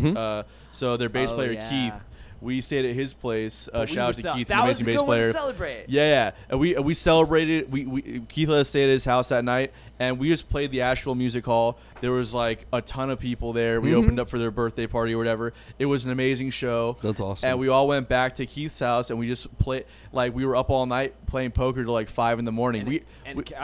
Passing around a handles and maker. Yeah, No, just yeah. So like we drink- brought on just- the road. That's when we fucking finished it. there was also Drinking like a Ace. crew of people there that Yeah. weren't playing, just hanging out, just talking Yeah. shit. It was a great night. But then the next day, I didn't sleep a wink that night. The next day, we had to drive back to Jacksonville. Did I drive home or you drive home? I think I drove home. Are you sure? I'm pretty sure I drove home. Because I'm gonna sometimes, let you have sometimes this I'll one. make Billy drive during the day if I'm too hungover. But that's it. Kind of goes what I'm saying. Like it gets to a point where you're not able to be effective at your job, and it's not fair when Yeah. other people have to carry the weight because you're partying too hard. Yeah, and know? I just think it's ultimately it's gonna wear you down. You're gonna get like, you can see it. I've seen it. I see it in guys now that have been in the scene for a long time. You can see it in their face. Like, man, you've been out of the bars for a minute, and unfortunately, it's our job. You have to be, but it doesn't mean you have to have drinks every single time. It doesn't mean you have to, after the show, go out with more friends every single time, And, pick and I and mean, for choose, some people, man. it's a lifestyle, and if that's how you live life, then I'm not knocking it at all. Like, if you can do it, hell yeah. You can I do it. I Yeah. can't. I can't, man. It wears on me too much, I It want to gets be me clear-headed. It gets me in a really bad headspace after Yeah, a while, same. and then I get depressed, and then I Same. can't. Like I don't see the point in doing anything. Same. And when I wake up in the morning, I'm just like I don't see the point of doing any of this work today. Yeah. That's not. First off, that's unhealthy. Hugely unhealthy. It's a detriment to my career, but more importantly, it's like I have guys in the band that have committed to this thing, and if I'm the one doing these things, and I decide that I'm just gonna wake up and not do those things, that's not fair to the commitment they've made either. And also, Corey Wong put it the best. He was like, he kind of takes it to like another level, but he was like, you know, I get 8 hours of sleep every single night. He's like, I don't party and do drugs anymore because I don't do that kind of stuff. He's like, it's not fair to the fans. He's like, if I'm on the road and these people just paid, like they're spending their night to do this, He's like, and I can't put on my best performance because I was fucking up the night before, I was doing whatever the night before. He's like, that's not fair to them. Yeah. And that's I took that to heart. Now, I will say that that's a certain kind of musician because he's all about, and those kind of cats are all about the precision, the technicality, and being on point. And then you have the rock and roll cats and the more funky and the party cats. Like, you ain't ever catching Bootsy Collins and those dudes going out there and doing shit sober. It's like, it's about what your music is about and what you bring to the table. And Corey Wong is a perfect example of people who are like, I'm here to take this to the next level. I'm trying to be as best as I can. And these fans are nerds, straight music nerds. They came here to watch me get down on this instrument. And it's a part of, you know, I really respect that. But at the same time, if I came to a certain band that I get down with, like how hard they go and they're all like sober and chill, not saying you have to be fucked up to put on a great show, but you got what I'm saying. Sometimes it's about the lifestyle that music dictates and lives, you know. That's very true. The funk scene and that jam scene, those bands get down a lot more because it's like they're eating mushrooms and playing shows. Like, you know, because that's like, it's there's a scene to it and a culture to it in that world. It's a lifestyle. Yeah, and there's some energy to it when they do that, but not for everyone by any means. I respect both camps a lot. Yeah, exactly. I love both camps exactly. a lot. I dig all that shit, man. If you can go out there and do it, like, I'm just not one of those people. It took me a long time to come to that realization because for so long I wanted to be one of those people that can like live that life and do the thing. But it was like I just had to be real with myself, and I was like, I can't like maintain like this lifestyle and have like this crazy social life, but then also do what I have to do to make this business grow. You know, for me, like I'm also not like a great multitasker. So it's just like I have to choose one or the other, and for me it was just, well, there's no doubt I don't want to just party. I did that for a long time. I want to like do this thing. So, you know, for me that's just when it was. That's you know, good. You weren't there because you had a show and it was Valentine's Day. You missed, and I was hanging out with your girlfriend actually. Theo Katzman when he played at Next Gen. Did you go to that show? I did not. I went to that show, and like you were saying about like you going to like a sober show. That's exactly what that was. The crowd there sucks so bad, and I've never seen like it was me and Stephen Honig and like a couple of other people that are like musicians around town, and we were all hanging out in the very back because there's no way we're getting any closer than that. Because they're all just like locked arms, and they've never been to a show before. All they want to do is make sure that Joe Dart plays the best fucking bass solos they've ever seen. Crazy. I don't want to go to a show like that. That's all I'm trying to say. A popular opinion, I guess. Well, that's what I'm trying to say. That's that kind of music. But I do agree with you 100%. And I guess you were saying, like, yeah, of course, like, don't succumb to addiction. Yeah. In a story. But that's not that easy though. That's the problem. And I also have a very addictive personality. Same. Yeah, and alcohol is. It's pretty addicting. Extremely. But well, it's more so about our culture makes it so readily accessible and available. Cocaine's addictive, but it's not on every corner. You know. Alcohol's never been my issue, and cocaine's definitely never been my issue. I've talked about my issue before on here. My issue has always been Adderall. That's my biggest fucking issue. It's so weird because he's like the calmest person, like monotone. You never would have fucking guessed that. When he told me that, I was like, "Huh, that's real funny, man." No. It's a continuous struggle in my life. What's my struggle? Just being you. I'll take anything. I do love drinking. But the thing is, with alcohol is like, my problem. I don't really like. I like alcohol. I drink it more socially. If I never left my house, I would never drink it, right? But like with Adderall, it's like I'm just sitting at my house. I'm like, I could be real productive today. I could get a lot done, right? And then the next day, it's like this. So well, now I'm crashing. I'm not getting anything done if I don't take Adderall. It just becomes that cycle, you know. And it doesn't affect me, so I have no idea. Really, I have no idea. I was fucking prescribed that shit as a kid. It doesn't do shit to me. Yeah, exactly. I'm just like. I get sleepy. All my friends are like, bro, what do you mean? Like, I've watched my friends take, like, my old bandmates take, like, Adderall and be, like, on crystal meth, basically. Yeah, it's basically what it is. And I'm like, I could take 2 or 3 of what they took, and I'd just be sitting here like counting ceiling tiles, Yep. like so, like because you're probably stone ADHD. cold. Exactly, Yeah. but it's so I'm like it's always been one of those things like, man, I wish I could get high on this drug that everybody else is. Yeah. You don't on. take it anymore though because it makes you feel awful inside. That's all I stopped taking it so long Good ago. for you, yeah. mate. But Same with me. It It's doesn't. like soul sucking. Yeah, It's like I know, I'm just exactly. like empty. I'm just like tired. I'll just sit here like But this. Like, That happens to Crazy me if I substance. take too much of it. And then I you- get empty. and then it pulls out, But if yeah. I do like a lower dosage, it gets me like to this point where I'm like super social, but then also like very productive. are you kidding me? Right? No, man. Super It's social. tough, man. I've had several substance problems in my life, so Wow. it's just one of those. It's just, you know, it's just it's you got to be careful in this That's what I'm industry trying if to you tell have the that kids. kind of Don't thing. do drugs. Don't do man. drugs, but also they're fun sometimes. They're I'm not just fun saying. sometimes. Don't do drugs in an irresponsible way. Yeah, you know? exactly. Try and It's- be as responsible as you can. I with suppose your so. use. Your body is a wonderland. Try and always have a buddy. Try and always have Try a me. guardian. You know, whatever it may be. But But I'm done with that. I do like drinking. I'm not gonna. I like. I don't that think was my that's- first drink I've had in a while, and it was pretty damn good. Well, I'm Yeah. you know. do you want some more? We'll pour up another little glass, maybe. I This will man, be the you last got drink it that- handy? This is I yeah. do We have usually candy, do actually. No, you said you wait. got it handy. a handy. Oh, handle? Yeah, you no, got. no. We just got a little guy, but you can help yourself if you want to. Oh, I'm gonna grab some. This Alright. this is like the only drink I'm gonna have all week though, so I'm gonna take a little liberties with. I'm with you. Let's do it. Nothing, like, yeah. Let's do it. You're fucking calling the kettle black and. I like fucking- your boots, man. These Thank are you. clean. I fucking hate these boots. Actually, I bought them off. This is the only time I'm ever going to buy.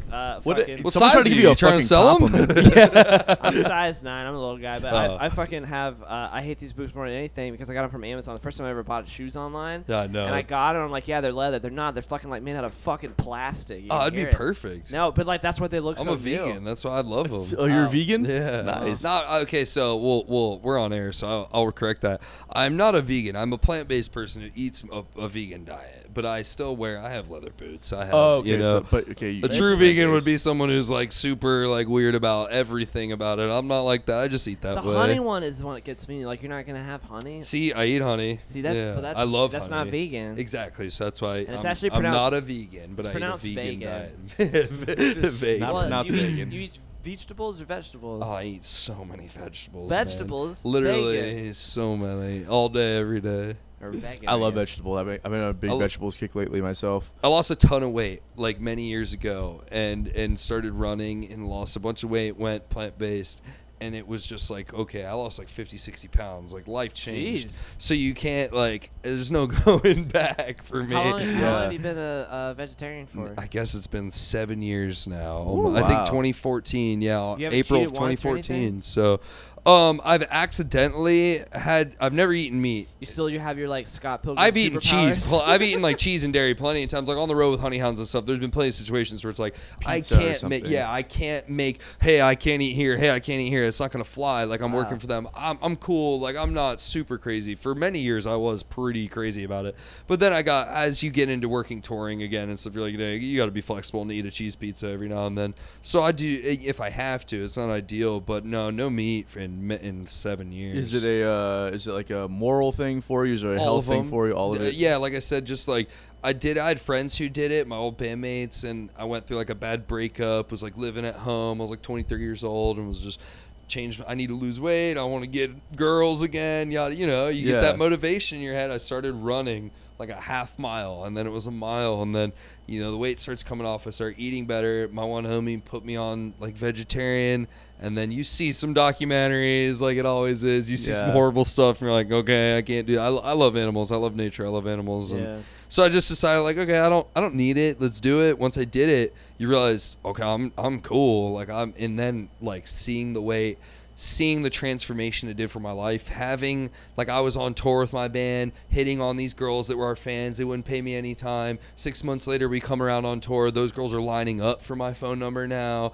Like that kind of stuff was like, oh, this is what's up, and taking pride in your health is not cool. It's super cool. Like That's- fucking be healthy. That's the other reason with the partying thing. Yeah, It's like, I I mean- can't it's hard to eat healthy. Number one, because like you'll put anything in your body at that especially when you're on point. the road, dude. Fucking forget it. Yeah. Like, it's fucking 3:00 in the morning. Where are you gonna go? Fucking McDonald's. Oh, that's it. Especially as Aaron only eats McDonald's for fast food. There's yeah, nothing you had else to do we can lowest get. common denominator in the band. He's too. like, no Burger King, no nothing Wendy's. because it all fucks It'll his stomach fuck up. fuck No up way. his- He's like, it's McDonald's not is the because he only likes thing it. that doesn't fuck his Doesn't stomach make up. any I don't sense. get it. It doesn't make any But sense. that's what it His is. parents own stock in the Golden Arches. Yeah, maybe. He's His like, I dad have a is Ronald trust. McDonald. I was joking, and that was a joke. I wasn't like talking shit about your dad. Hilarious. Yeah. So, It's hard to be healthy. Keep going. yeah, it's hard to like eat healthy. It's also hard to find the desire to work out and do shit when you're partying all the time. You know. Especially being on the road and stuff, man. Oh, yeah. That was fun. Like Honey Hounds, we found fun ways to do it. We'd get into modes of just like push-ups. One guy'd start getting down and we'd be doing set and lift. Like if one guy's on the ground, the whole squad, everyone's on the ground doing push-ups. And, Well, and we just do these kind of fun, competitive team ways of like trying to stay in shape while you're on the road. That's and not- good. It's probably good for like the band morale as well. Yeah, exactly. It's just fun. You know, you find fun ways. Like we definitely, the last full length tour we went on, we took working out to it was the billiards and like bench press tour, like basically. Nice. Even though it wasn't a bench, it was a push up. But we were basically just like playing pool at every venue we could find a pool table, and then just like every Airbnb or hotel room, we were all in there just working out all Nice. the time. But it's good. We could see the results on that tour, honestly. Like the guys are feeling better. Nice. You're performing better. You're literally, not the I was like, you wow. can see the results. Yeah. Now I get what you're laughing Fucking at. double H workout. Let's see it. That was so funny. But yeah, you just feel like, and there were plenty of nights we got absolutely shit housed and woke up the next day trash. But yeah, like, that's okay. It's just don't let it be all the time. Don't let it be every night, because this is your job. You have to start to understand that you have a really cool job, and it's not going to get less cool. It's just, you got to understand you can't just succumb to that peer pressure and the things all the time. I do it. We all do it. I love it.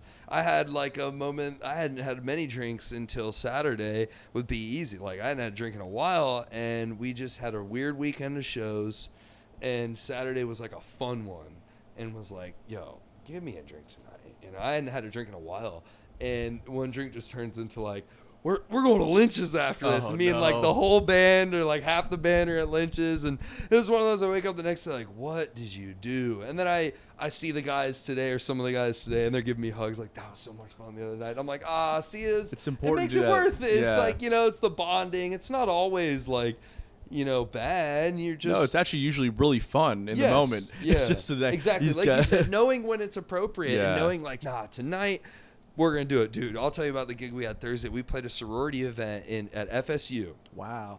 Well, not at FSU, but FSU sorority event. Yeah, we're like, oh, yeah. This is going to be a good one. Yeah. I told Nico, you better make sure I'm on that one. Yeah. We're all laughing. And we get there, this gorgeous, beautiful barn, beautiful property, like wedding event space that the sorority had rented for their party. We're setting up this awesome stage, yada, yada. First set starts. First bus of kids show up, because they're all getting like kind of bussed in, and they're all standing outside. And it's starting to get chilly. This was this past weekend where it was kind of chilly. Yeah. And the band's looking at me like, they're jamming. Beezy's really good. They're getting it. Looking at me like, what's going on? I look out. All the kids are standing at the door. One by one, they're being allowed in and going to the bathroom. So I'm like, what is going on? I go up to one of the cops that's working there and the venue people. I'm like, hey, what's the deal? And they're like, oh, they're not allowed to come inside. Wait, pardon? And somewhere throughout the whole thing, because of COVID, because sororities and fraternities are national organizations, they're not. I'm like, we're in Florida with COVID. What are you talking about? And they're like, it's a sorority and fraternity thing. They can't, rules and regulations, permits, yada yada. Dude, the band played for they had to play 4 60-minute sets. What? They were bought for 4 60-minute sets because it was different waves of kids each time, and every single set was played to an empty venue where the kids were outside. And I'm talking like 50 yards. Like, it was a massive venue. What was the point Just of that? the weirdest. Some girl must have screwed up, like, not understanding how this was. And yeah. And so we had that. And then Friday we played on the rooftop of the White Room in St. Augustine. Yeah. And it was so great wedding, but cold. Like, and so we were so Saturday was just one of those, like, we were all ready to blow off just 2 weird gigs. You know, and it just culminates into a wild night. But it was a lot of fun. Again, like you said, it's important to bond with your bandmates and your friends and have those stories, man. I mean, at the end of the day, like, you don't take material things with you. You take the stories with you and the memories of who you are. At the end of the day, what I want to be remembered for is, like, my likability and who I was as a person and the adventures and stories that I have. And that's kind of the way I live my life, and I think a lot of musicians and people like to kind of live a similar way. Yeah, totally, man. I mean, I think that's how you have to be if you want to be a musician. I think that you can't, or an artist in general. I think it's important to kind of just accept just don't worry about all the other shit. Just try and be like the best person that you can be and try to create the best art that you can create. Yeah, live in the moment. Yeah, for sure. So a couple questions I want to ask you before we go on unpopular opinions. So with working with bands at various levels, what are some of the pitfalls that bands can avoid if they want to take their brand to the next level? That's a good one. So this will definitely be situational. Like, let's shift it to like original bands. Bands.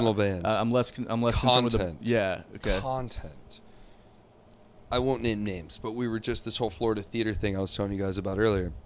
Florida Theater is doing this beautiful, amazing video shoot and this part of a campaign to raise some kind of donations for their donors, yada yada. And they were looking for original local artists to help show the Jacksonville scene, and they came to us and they notably said, I'll only say this on because they just told us, it's because our content they have to pitch it to like the board and this and that, and they know there's a myriad of great musicians and bands in the area, but when they approached Nico with like, who do you recommend for this and that, and we pitched several people, not just our bands, pitched several people because they're asking for some female fronted people. We pitched a lot of great people, but the main thing they came back with was like a lot of great bands here, but just it's like the content is not that great. We can tell these bands are good, but the content just doesn't really live up to like, whereas they look at some of the bands we represent and just have like a refined content. And that's, I mean, maybe it's just my experience with it, but that just unlocks so many doors. The photos, the videos. The big thing with us is promo videos. Yeah, man. Big time. Like, not just like we have a good video from a good show. No, I want pro audio pulled from a board.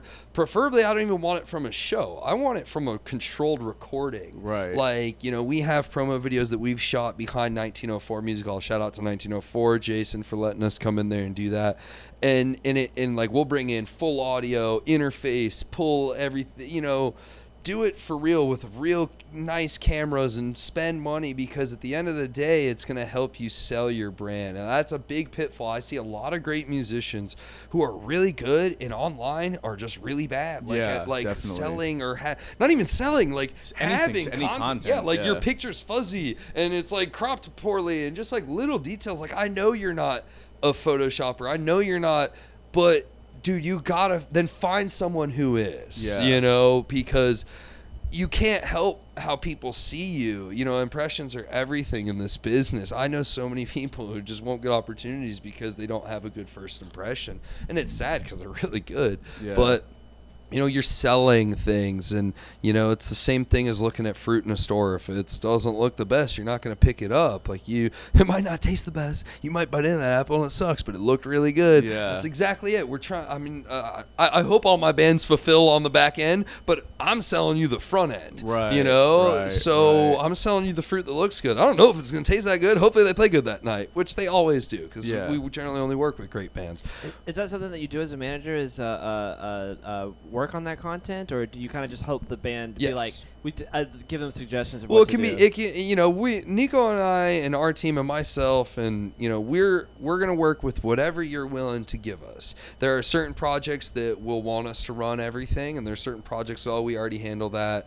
You know, just tell us, give us guidance, give us. So with like the projects, our two main ones, Honey Hounds and Be Easy, we do run their socials. You know, and that's built into kind of our services.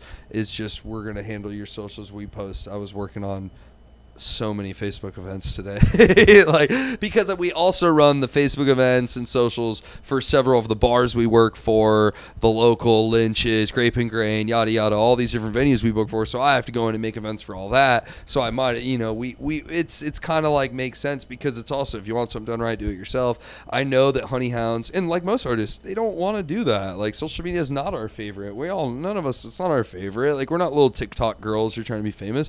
We're all musicians. We like to, you know, like, I don't mind posting, but it's not my favorite. I don't really like it. I've kind of grown to like it a little bit. That's good. That's good. I'm glad you do. Our content's not there yet, but I think we're definitely working on it. But I've That's kind good. of grown to, because it's creative though. You know, you got to think about it as a creative endeavor. Absolutely. You know, Absolutely. So. Well, because you guys having this. Sorry to cut you off. No, I was just saying it's like creative, but like you have to stay in that fucking sandbox, and that's what I fucking hate about more than anything. No, you don't. There's no sandbox to stay. But even if there are guidelines to follow, that's what it's I'm trying to say. Like, everything has to be the same. It has to be like exactly this time, and you have to post it at this time, and I have to do everything like that. And I fucking hate. There all are that. metrics like and that, but that's a there social are good media metrics. thing. Yeah, but there are metrics, but there's also something to be said about working within creative confines, you know, and I think sure to make the best thing out of what you, with the constraints. I understand, exactly. But at the same time, like, that's not fun to me. Yeah, I don't like it. It's not. It's definitely not my favorite. I've had moments where it's enjoyable when it goes well, when things are doing well, an event's really performing, or when it adds to it, you know, things like that.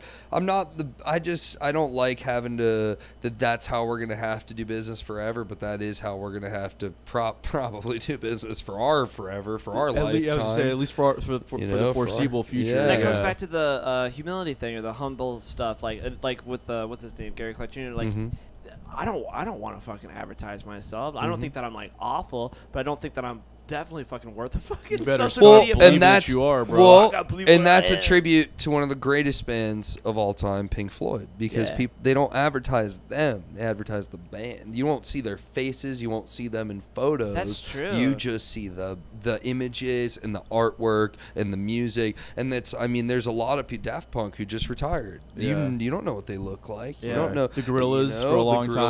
You don't. You know, there's a lot of people who take that upon themselves. If that's really what you're about, you can find other ways to push the content without pushing you. You know, I mean, you're ultimately always pushing you because you're in the band, but without pushing like you, like your face, and you know. But it's tough. Those were also different times. Even the Gorillaz and Daft Punk were, you know, not of this generation. You know what I mean? Absolutely right. So these days, it's like if you want your brand to like for me, like I'm on social media constantly, like by myself. I do as much as I can for the band, but honestly, just like there's a lot more content that I can actually do myself. But that also promotes the band, you know, because I'm in the band, and I think it's super important nowadays. It's all about visibility, you know. When your band or your brand, whatever your business is connected to multiple things that are also getting a lot of visibility, then that thing then becomes visible through that, you know. So it's very important nowadays to market yourself outside of whatever project or business you're involved in, because that ultimately will get the visibility to your business. Absolutely. And so that's why I'm so adamant about, like, you know, I've recently really picked up like the TikTok stuff and been stepping up my Instagram game a lot, and have been, you know, doing the same thing with the band's pages as well, and really stepping that up as well also. But I think it's very important. I don't know that you can do it with the anonymity that you could have done it with 20 years ago. No, I agree. You can look at, it's tough. Like the guys, Honey Hounds will speak. They really love. They'd always for a certain cycle when we were in that album cycle 2 years ago. They kept bringing up Tame Impala, and we're like, "Well, he does this, and well, he does that." I'm like, "Well, he has fucking 5 million monthly listeners or 20 million or whatever it is, you know, like we can't do that. I can't put out a obscure picture of a stoplight. It's just not gonna do well. Right. Like, you know, like it's hard because you see like certain artists who have just transcended so far to where they can kind of do whatever, you know. They do these weird Vogue cool things, and everyone's like, I want to do that artsy stuff. I'm like, we can try, but in my personal opinion, it won't work. I'm not a social media expert by any means, so I don't want to like speak like I am, but I definitely learned a lot when we started paying the experts and Soundwave and those people. You yourself, if you have the interest, I would highly recommend that you give them a call, and you can definitely drop me and Nico's names and stuff to let them know that we sent you. And I would chat with them because they would give you a lot of, even if you did a small campaign, learn from them. If it works and you want to continue, great. Maybe take some knowledge and continue back on your own. You know, it's one of those things that like I learned a lot in that campaign that I would have never known, and just how it gets the banners in size and just like how they made the advertisements and how many different formats and pixel sizes and things I had to have the artwork made in. It was just like, oh my goodness, this is a lot. And it taught me how a true campaign worked and how they really, we saw like, wow, like this is, you're spending money to do it, but it's worth it though. It's so worth it, man. It takes a lot of load off of the people that, like, you know, there's a lot of stuff that there's so much, I've become fairly adequate with Photoshop and like, and learned about like, you know, just a different stuff that you have to be able to, different file sizes and whatever you need to do. But like, if I was able to pay somebody to do those things, you know, it would have taken a lot of work off my plate, you know. Do you think that it's more of like a first class service, like being on an airplane, because like you're still both gonna get the same spot at the end of the day, or do you think that it's like fucking necessary, like you need paying like for management and PR and all that stuff? I would, in regards to like a marketing company, like a music marketing company, like Soundwave Consulting is what they do. But yeah, there's no way I could have done what they did. I don't think so. I kind of it's like you're on different planes going to different places. Like, but manage, it's different. Like with in regards to social media, we're all like, you know, you want to hire specialists for certain things. There's a reason why. Like only certain people can weld aluminum, you know, it's like there's a specialty there. Or doctors, you know. Yeah, it's just the same kind of thing. And like, you know, we all work on music's a massive industry, but I'm a specialist in what I'm good at. And I know when I'm not, and I'm not that great at social media and stuff like that. Doesn't mean I can't learn, doesn't mean I couldn't get better, but I think exponentially, like you're going to save yourself so much time and effort by just reaching out to people who are already better at this and do it and spending the money. And it's about the connections too. Like we've always gained, like whenever we spend money and work with another company and it goes really well and they like the band, we end up kind of always like something comes back to you in the end too, of like, you got this gig off it and then this, and and you got connected with so-and-so and that's how you got on this festival. And it's always like, you know, it's being a part of that community too. I think there's a bigger dollar value that comes into that. Yeah, like we pay these guys, but they're like part of our team now, you know. I can hit up that agency for any of my artists and they would be like, oh, Chris, hell yeah, you know. And building your network, man. And I can mention them to people in that area and it's like, oh, that's a very reputable company. It's building your network, building your brand. And me making posts on my page or Honey Hound's page only reaches those people that follow that page, other than advertisements, which I'm just not good at. I don't know. I mean, Nico is much better than me, and even him, he would say he's probably pennies on the dollar compared to Soundwave. Like, and he was much better than me, but they're on another level, and the agencies like them are on another level, and that's, you can do so well promoting, but you're only, how many are you gaining per week, per month? 10, 20, 100 followers. You're slowly gaining, but they're able to put you in front of completely new people that have never heard of you. Right. I'd rather pay for 50 of those people than 200 that have already heard of me. Like, they already know who we are. That's, man, I can't like stress that enough about you know, all the bands out there that are like coming up and doing your thing right now. Like, you have to get on the new social media platforms as well, because it's like you gotta stop you gotta stop promoting your shit in an echo chamber. Yeah, that's what you're that's what's right. so dangerous about Facebook. Yeah, and people that get stuck on Facebook, but it's like, well, okay, well, this is where our audience is adapt, at. Man. Yeah, it's like your audience is there. That's all who's there. Yeah, that's all. Yeah. Like no new markets are gonna find you on Facebook. That's the only. It's you need to get on if you should have been on Instagram a long time ago. Yeah. But you need to get on Instagram. You need to get on TikTok. You need to do all that shit and get in front of new markets, because you're never going to get out of this situation that you're in right now if you don't get. If you don't just adapt, like you're saying, and hit the new markets. Now, I will say, I think that if you're good and if you're really just trying to do it the old school way, it's still possible. It's less. I mean, we look at it all. I pull it up all the time. Go look at how many monthly listeners Fish has. 500,000. Yeah. They have less than the Magic City Hippies. Isn't that mind-blowing? One of the biggest bands in the world as far as ticket draw has less than so many people. But because it's a different thing. Now, different eras, different eras. Say, I don't think that's dead, though. I don't think that you can't do that still, but you're definitely really pigeonholing where you're gonna be, and understand that your audience is getting phased out. That's this. Yeah, that's all you got. That's this. Yeah, exactly. And it's like you can make a huge living and a whole success off of this, because it's very niche people who are very dedicated and they'll come to all your shows. But then understand though that's all you got though. But generationally, you're a 1 in a million fucking shot at being that person. But, you know what I mean? Yeah, and also that. Like if you have all this, then you have that much right now. It's shrinking down to about that much, because the generations are getting phased out. The younger generation doesn't care about the jam band scene like that. Do you not think we could see a resurgence? So they say it lives cyclically, and totally. now our parents, the boomers, were a product of one of the hardest times in human history, World War II. Yeah. Then they were around, so it was life was. All they did was suffer and work so that we wouldn't have to. Right.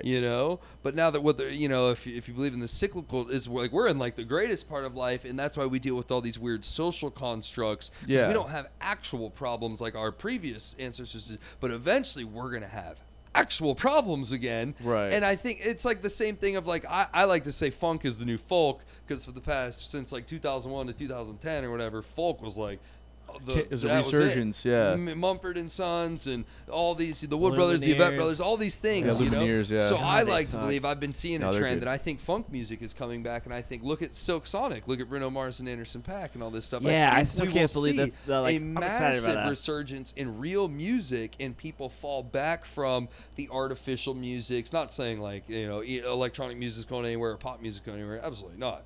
But I think you'll start to see a shift, and maybe people come back towards realness a little bit. But you're absolutely right that the social medias will not change; they'll just keep evolving. Funk music has been look at what's Bruno Mars's big tune? Which one? Uptown Funk. Magic. Uptown Funk. That funk that is definitely funk. Are you kidding me? I guess. No, it for sure is. Yeah. It for sure is. Funk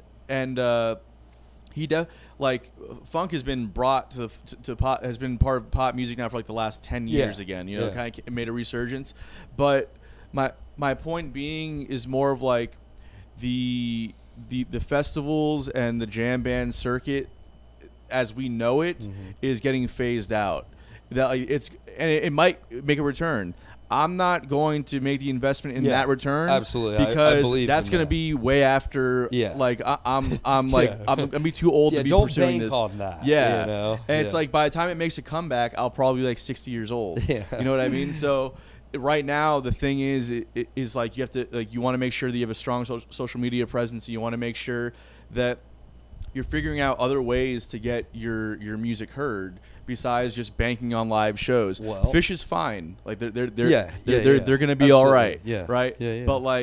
But a lot of the bands right now, you can't. I don't think you can look at that model and say that's what we're trying to do right now. I think if you have diehard fans and are willing to continue to feed those fans, they'll keep you fed forever. You can look at a band like Less Than Jake, people who are or Pennywise or I mean, it can be totally don't give a shit about TikTok or social media or anything, but they're gonna be fed forever because they're fan. Now, are they gonna be selling arenas? Are they gonna be big? Are they gonna, like, no, they have reached the crux and they are. But again, different generations. You can be successful. Yeah. Okay, I can find more modern ones, but it's like that shit's coming back too, which is fucking making me sad. But whatever. I mean, look at a Krunbin. Krunbin is like some of the weirdest, most interesting music of all time, and yet wildly popular right now. And like they don't Krunbin. I don't think you're gonna like them. They're probably not. I don't like his name. Never heard of Krunbin? Who are they? Woo! They're like a weird. I think he is the greatest guitarist on earth. You think so? I don't think there's any guitarist who can do what he can do. Could you play what he can play? Who's Krunbin? That shit is wild. When he's really going off, there's no one. I'm speaking on my ass. Like, No. You're the greatest. It's art. It's subjective. I think he is one of the most uncopyable people on earth. He's he's so interesting how he plays. I will agree. He's very creative. It's just like so wild. He's very creative, and there's some melodies that he plays that I really like a lot. But from I'm not a huge fan of them. There's some songs that I really like a lot. There's like 3 or 4 songs I'm just like, this is really good. Mm-hmm. Then the rest of it I'm just like, this sounds like high schoolers noodling on acid. It's weird. I'm just like, weird. What are you doing? It's weird. But and she what's her name? Laura Lee. Yeah, she just learned how to play bass like 3 years ago or something. Yep. It's amazing. Like they're actually a solid band. And again, Nick something is a guitar player's name. Mark. Okay, yeah. Mark Spear, I think. It's funny because like when I first heard them, I heard what you were hearing. I was like, this guy's got a really unique style. Yeah, it's like I've never heard anyone play guitar like that before. Yeah, like he's technically like not like the greatest. No, but he's got like a really cool approach to playing the instrument. I see it as like I don't know if anyone could do that. And then watching Trey Anastasio sit in with them at lock-in. Oh, he did, and was literally, bro. He had no idea what to do. You can watch it. They pulled the footage down after a while because it was so bad and embarrassing. Sorry to any Fish fans out there. Do well with sit-ins though. But he not only did he not do well, he barely played. He literally looked at you. You will die. Maybe you have to see a live performance. You will laugh so hard because he was just like, I'm gonna fucking kill my PR where he probably thought like, yeah, I got it, because they've opened for his band, I guess, a bunch in the past, and he probably thought like, yeah, I know y'all's music. Walked out there and was like, dude, what key are you even in? Like, really? He was, and Mark's looking at him like, you gonna, nope. What kind of music is it? And just going, they take from Afghani, like a lot of Middle Eastern and a lot of Thai music, like Thailand music, and Thai funk is what they really go off of a lot. Funk music from Thailand, and then like a lot of weird Afghani sounds, very cultural, weird eclectic music, very psychedelic. I'd say it's like very modern guitar day. heavy with melody. To like Consider the Source. No, it's not like metal. It's that unlike heavy. anything I've ever heard in my life. I'll have to listen to it. It's very unique, but the point was just a band that's so not mainstream, definitely not on TikTok, definitely not on anything other than maybe Instagram and Facebook. I mean, but again, they know the job of hiring people who, if they needed to be on it, they may not be on it, but their people will make stuff and put it on. Yeah, they're definitely just more of the artists for sure. And so you don't have to be that person. Again, that goes back to like, maybe it's, you're right, be on those platforms, but if you don't want to do it, then find someone who will get you on TikTok. It's good that you enjoy it. I know a lot of people freaking hate it. Yeah, that's why I always thought like the fucking Berlin Wall came down when Tool was like, yeah, we're gonna be on Spotify now. Like, what the fuck? Like, are you serious? You're gonna be on Spotify after all the shit you said? It's crazy. They worked out a deal with Spotify. They worked out a deal. Yeah, if Joe Rogan got 100 million, I'm sure Tool got quite a bit. Fucking Maynard was like, bitch, we're not 50 mil. Yeah, I saw Rogan. He's my friend. Yeah, exactly. Why no? I don't want to like derail it to fucking streaming again because that's fucking boring. But like the whole point of like streaming is it's exposure, man. Like, and there's no other fucking way around it anymore. Like, people aren't buying fucking CDs or albums. They'll buy vinyl maybe, but like, I think there will be legislation. I mean, there's been talk about legislation's going to come back in our favor, and I know they've been trying to pull more and more away from Spotify throughout legal legislation to give more back to the artists and give us a better streaming split. It ain't gonna be much, but it would be better. It'd be a step in the right direction, understanding that this is stealing art, like that people Yeah. used to have to pay for. Streaming, You know? but you know who else is making a lot of money off of the streaming stuff that no one's talking about are the labels as well. Yeah. You know, it's like it's not just Spotify and Pandora and No, whatever. no, not Like- at all. Like the labels need to be approached as well about this. Like it's something there was a metric that came out with something like labels collectively are making something like $100 million a minute off of streaming That's platforms. insane. Collectively That's around the insane. world. But still, like, That's- Jesus Christ. That's mind. And no one's talking about, or maybe like an hour, $100 million, but some crazy number. Yeah, no that's- one's talking. That's a lot of money, That's a lot of Tony. money. No, nobody's talking about that. Everyone's talking about, streaming platforms. They're the evil ones. It's like, yeah, but they're also giving you a fucking platform rather than your music being downloaded for free. Yeah, I mean, Right? you signed up. Yeah, You know? like you signed. It was and- free. what It do you didn't cost think us any money to put our Yeah. stuff on there. Which way do Exactly. you think it's gonna go then? Is it like fucking Spotify just gonna fucking cost No. you $100 a month to listen to all the music that you No. want to? No, I mean, I don't know if this is, but like again, They it's, haven't raised the price at all in like fucking 5 years. It's been nice. But you have to but again like the what people are saying or based off what I've read is that it's not really about streaming anymore. It's about the social media platforms. If your music can No, get I know. on TikTok or on Instagram Reels or whatever like that. I mean, that can make you money. I mean, if you can get millions and millions and millions, it'll make you money. But at the end of the day, like, what's that doing for your show? Like, those Asian kids aren't coming to your show. You know, Well, it if you're a depends. real if band. if you're touring in Asia, they might. I mean, if you can, Yeah. yeah. Let's, for the sake of this conversation, we'll speak like we're American bands over here. I mean, it's huge and will help grow your following throughout the other platforms. But I ultimately, at the end of the day, like, bands play shows. You have you have to play shows. Yeah, you know? I'm 100. I love playing shows. Yeah, I play shows. But I'm just talking about like diversifying your streams. No, you're 100% right, and I think that it's one of the things that musicians take for granted the most is that, like you said, I mean, just being in that echo chamber of Facebook and like, what I make the events and I do the stuff and we got a cool festival booked. It's like, yeah, that's great. That can't be the only thing that you have though. It's tough, man. I'm all like, you should make a lot of money playing live shows. You should go on the road. You should be touring. Like, things gotta get back to normal. I am not the guy that's saying that we should not be touring. No. But I just you're right, I'm a strong proponent of, like, if you want to have last stability, you have to be able to adapt to what the modern culture is. I just don't think that you can go off of what you can't bank off of what the jam bands did 30 years ago in order for your business model moving forward. You know, especially after what just happened with coronavirus. Yeah. With Corona, I mean, it changes everything. Like, we watched the whole world get shut down and taken away from us, so it changes everything. But I agree with you 100% that if you're gonna be in this industry and if you don't want to do it, then hire someone who's gonna do it. Yeah, and put your totally. stuff on all the platforms, get it out there. Create content is everything these days. Yeah. And in even regards to my side of it, in regards to selling shows, I need good content. So you got to have that content for me to sell you even to the good live shows and to get you out there. So I definitely couldn't agree more. It's one of those things that I have been plagued with and just not the biggest fan of, and I'm fortunate to where I'm not in a position where I have to do it. Luckily we've been able to find people to manage our band's pages and stuff and do that stuff. And most of our artists, we have to come to them for the approval. It's like, well, do you want to be on TikTok? For them, it's probably a no.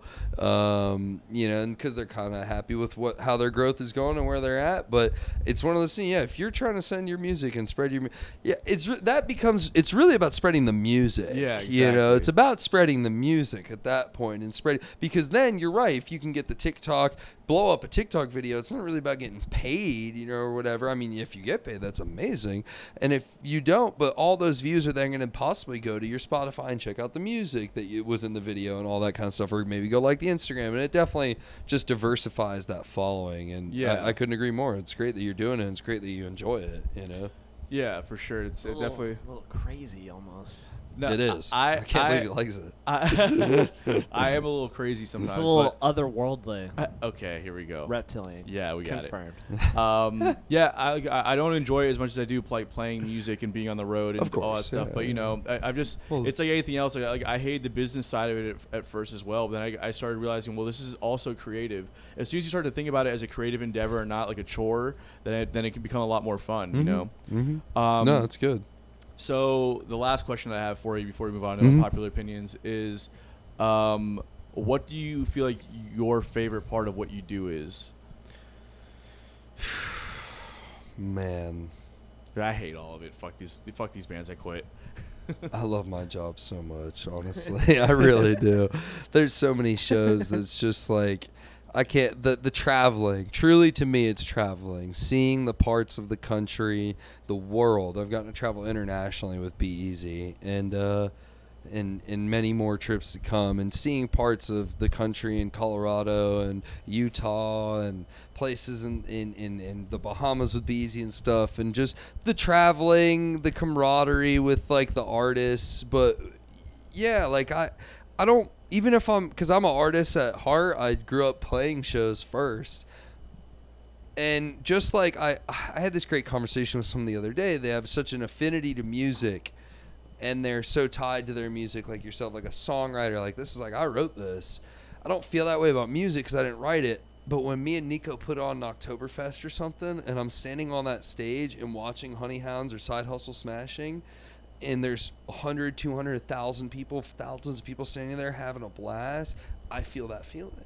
I feel that like we created this, even though we're not the only ones to put on Oktoberfest. No. We're a part of it. You feel that like, and that's one of my favorite parts, whether it be an Oktoberfest or even just with Honey Hounds on the road or Be Easy, even a wedding, like anything. When the show is going really well and the crowd is having fun, or the bride and groom or whatever, and I'm just standing there side stage. I'm not even playing anymore, you know, most of the time just behind the stage. Like, that's still such a great feeling, like the happiness you're bringing to people and the joy that it brings to people. Working for something bigger than yourself. Yeah, absolutely. That's a great way to purpose in life. Yeah, that is my purpose in life. Don't sell yourself short, bro. You guys are fucking artists. Thanks. Like yeah. Managers, booking agents, like people on the business end of it, marketing, PR people.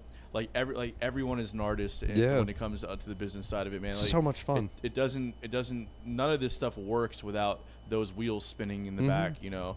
So, and the level of creativity that it takes as well to make some of these things happen. We talked to Tim Hall about like somebody one time. He worked out a deal where like they got paid like a Mercedes Benz or something for like a date or whatever it was. What? It's just he was talking, or like they got paid like a car or something. Sick. Who did? Yeah.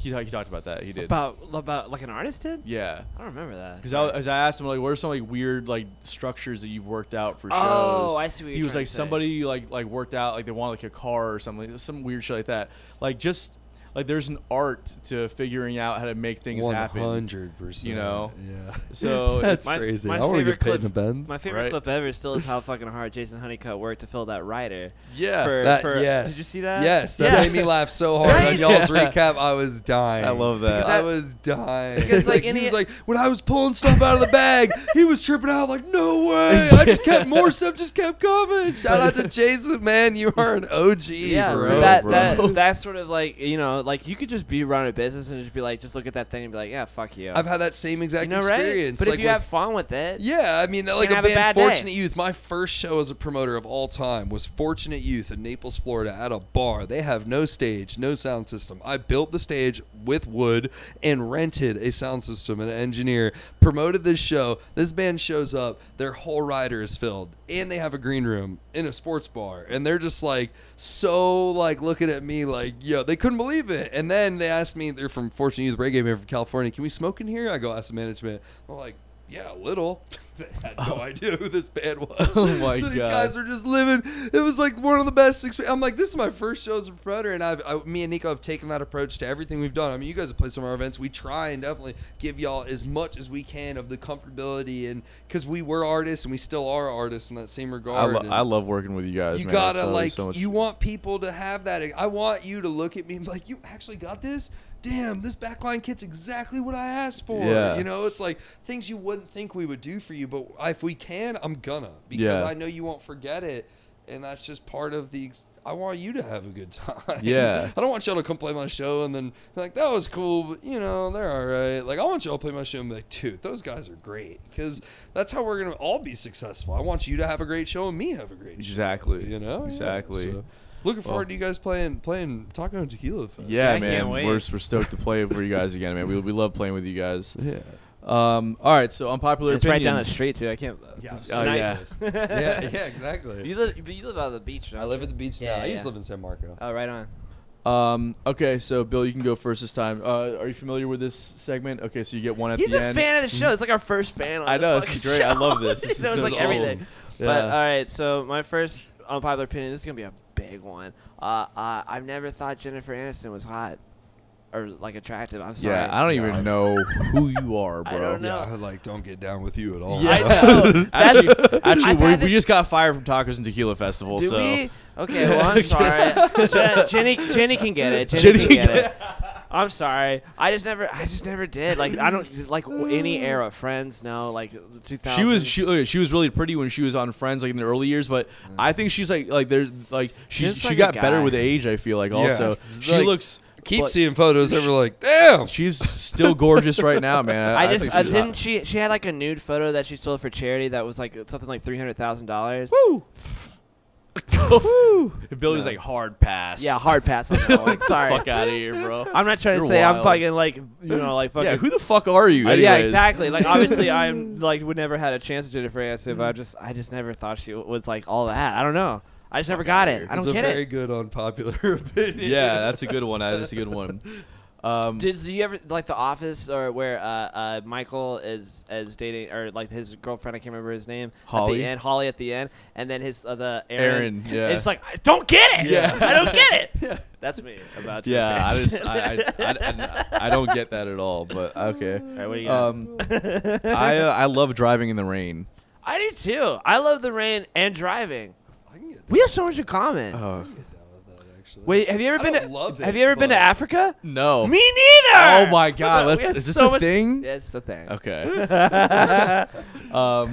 Yeah, Stupid. I love driving in the rain, man. Like I find it very peaceful. I'm not just talking about like a little drizzle. I'm talking like I don't want to see in front of me type shit. I love on the highway. I'll slow down to a nice 30, 40 miles an What hour. about in the hustle I'll bus, just though? chill. No, not in that Not in thing the so hustle much. bus? Not in the Yeah. hustle bus.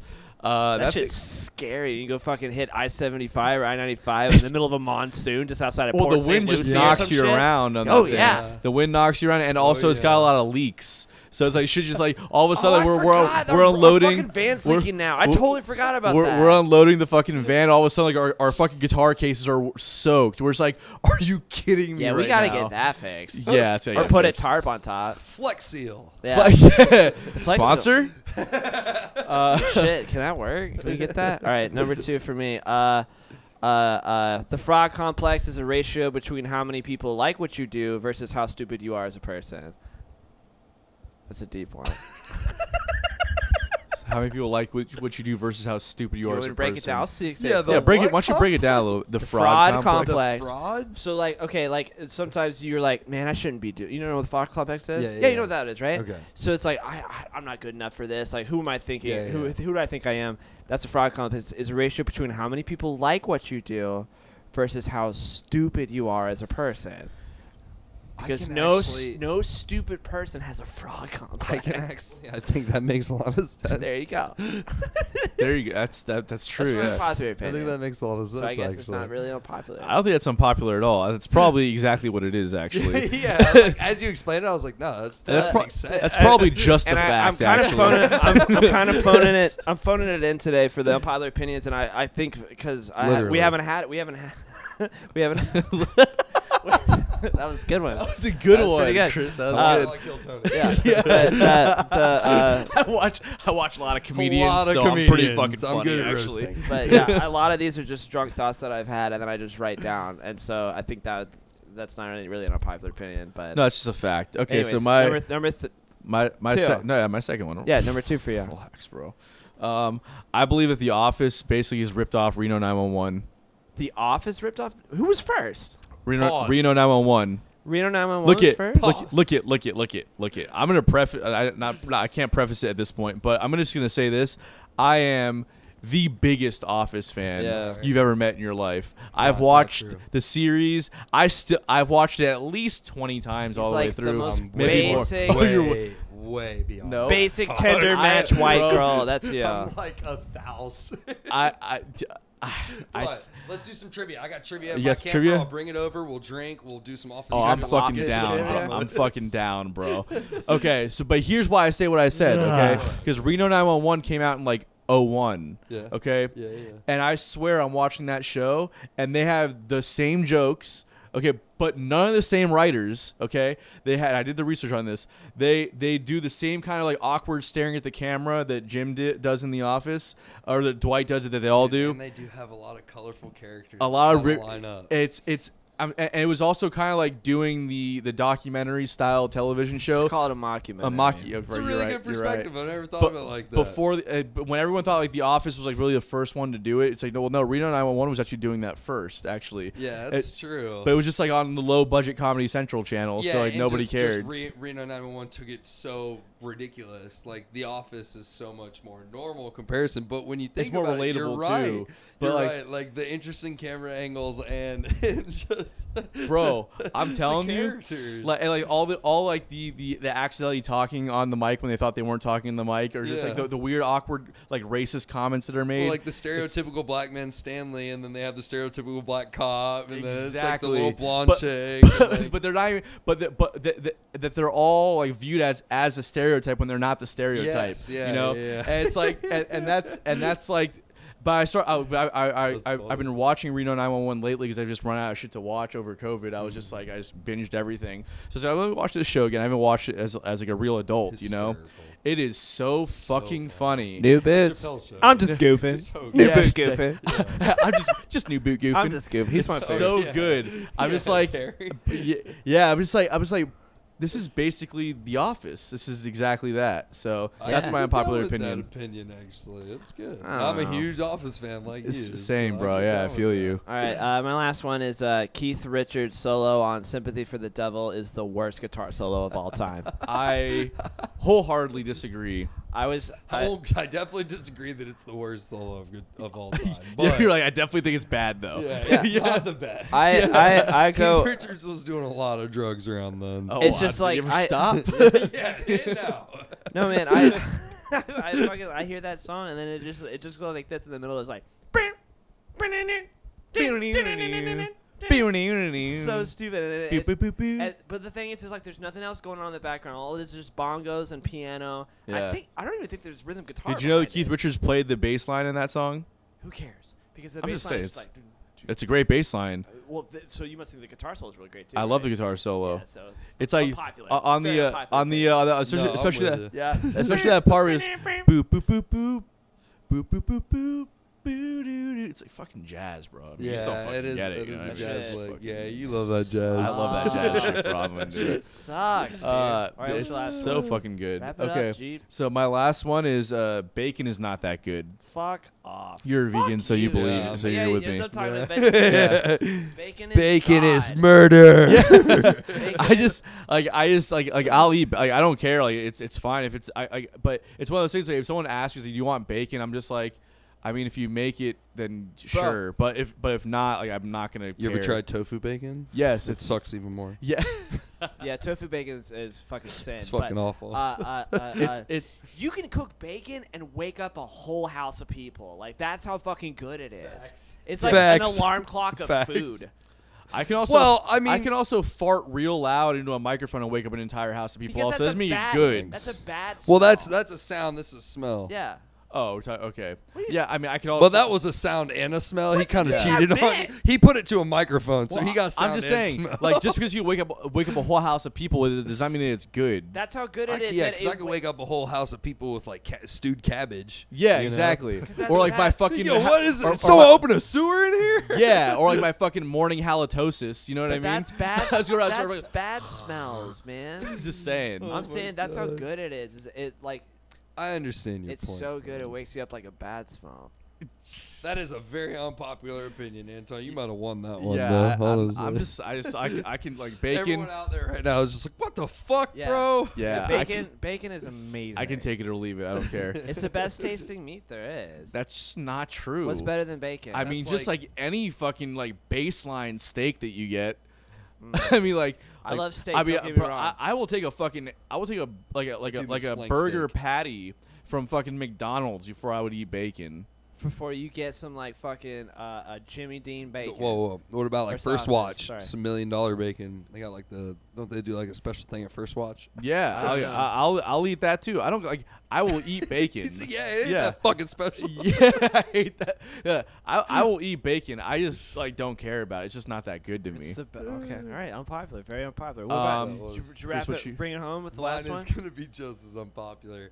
I do not think the Beatles were that good. I Actually, am not a big Beatles fan so at all. Chris Richard said the same thing. That was his Yeah. unpopular No opinion as well. way! Yeah. Yeah. My boy Chris. I That's forgot about crazy. that. So we actually can't be friends because of that. And I will say, absolutely adore Helter Skelter, and love that song, too. what's the other gnarly dark one about a woman?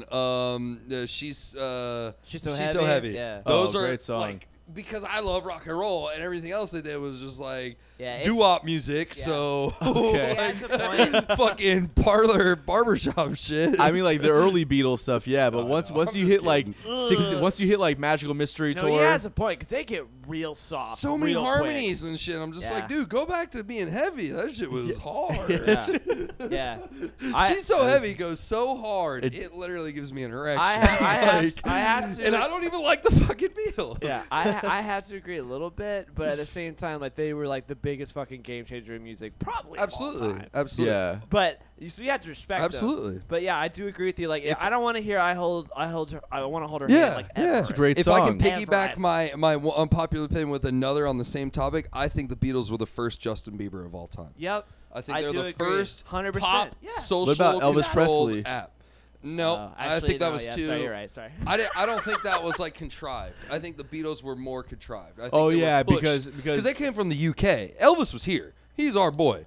They That's came true. from there, and they were like, this is a very unpopular opinion. I think they were the first like pop act that was like a way of manipulating how music's going to be and where it's going to go. I am probably completely wrong, and people are freaking out right now Yeah. on the other side of this microphone. well, I think you so are wrong. well, but it's called unpopular opinions, people. yeah. So I can see what you're saying.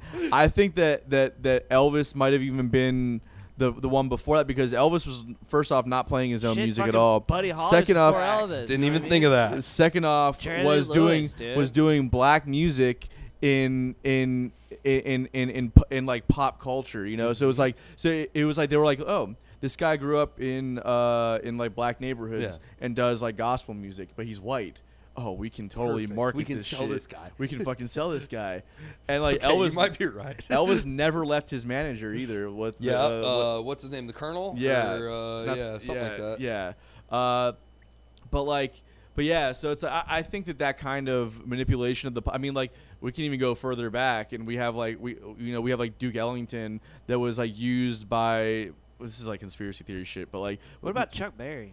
Chuck Berry? But Duke Ellington was being used by the by like the American government to overthrow like. Don't let him talk to you about this shit. Like Black Panther stuff? No.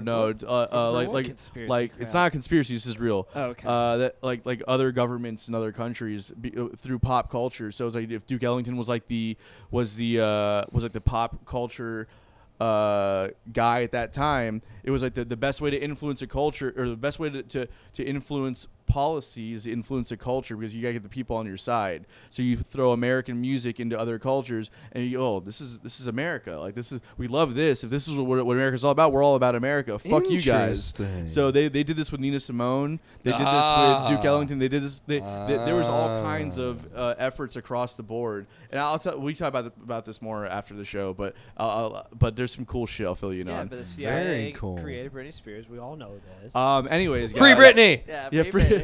Bro, And now we're this has trying been- to get her out of the NSA, man. It's Yeah.